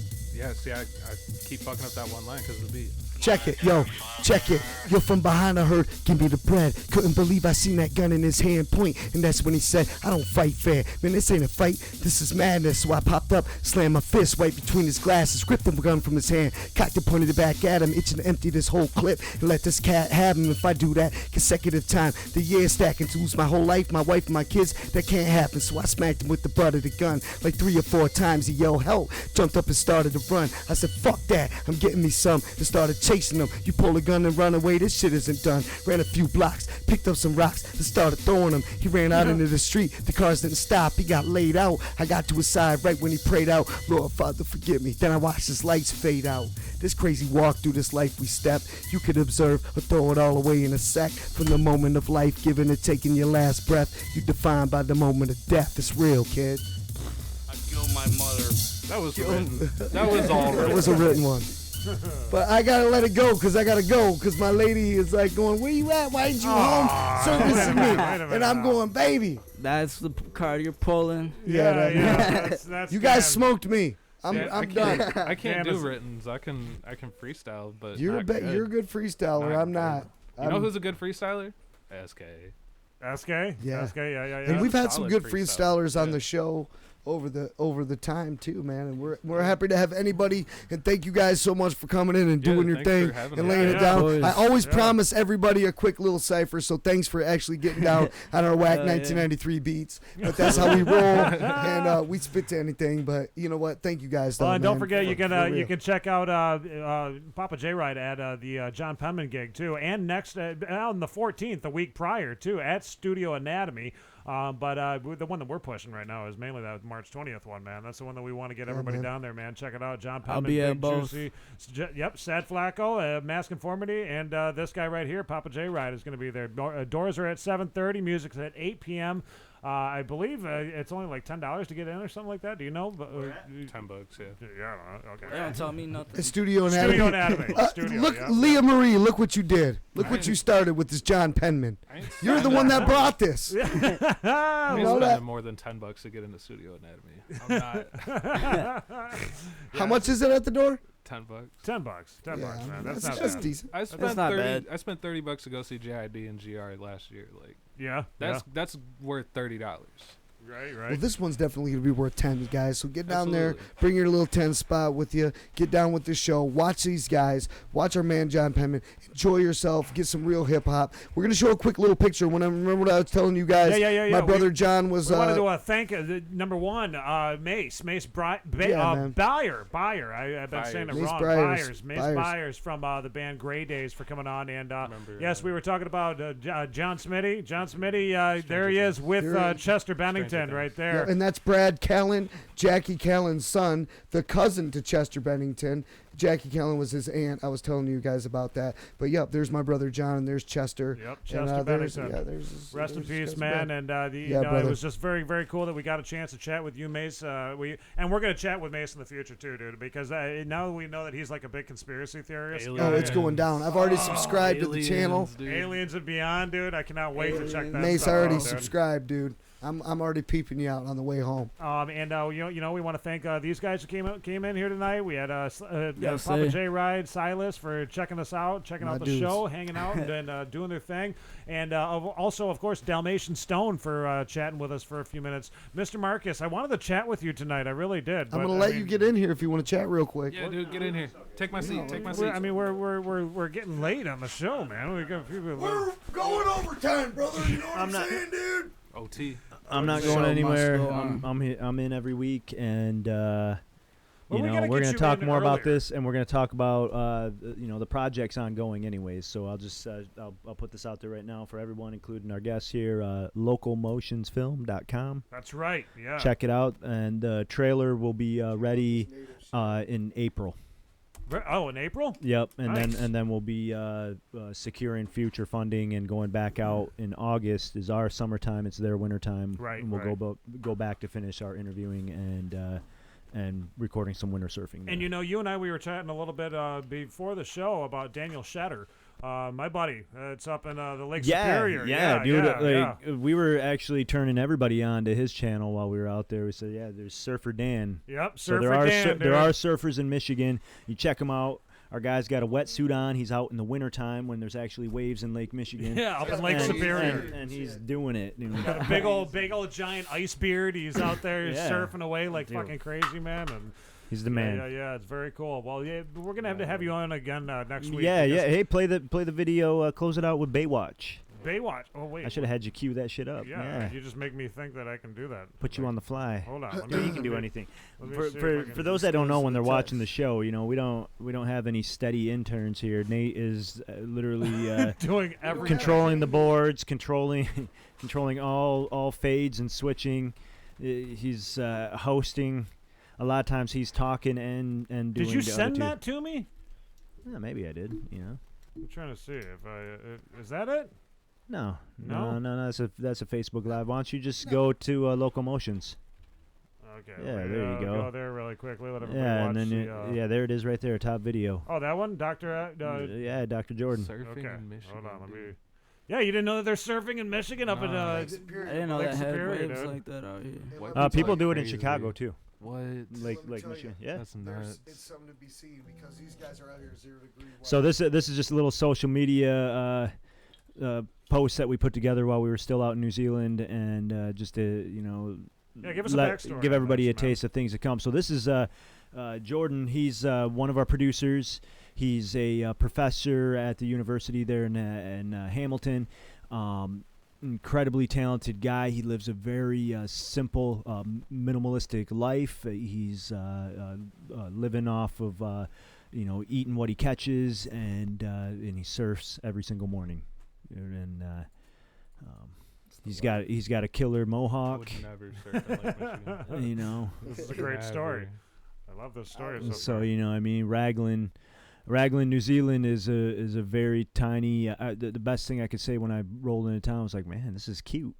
You know what I'm saying? They got one store of everything. We're gonna leave you guys with some nice surfing to check out here. Hey, man. peace, everybody! Check out localmotionsfilm.com and stay posted. Follow us on our social media. We're posting pictures of the trip daily, and the trailer will be ready by April.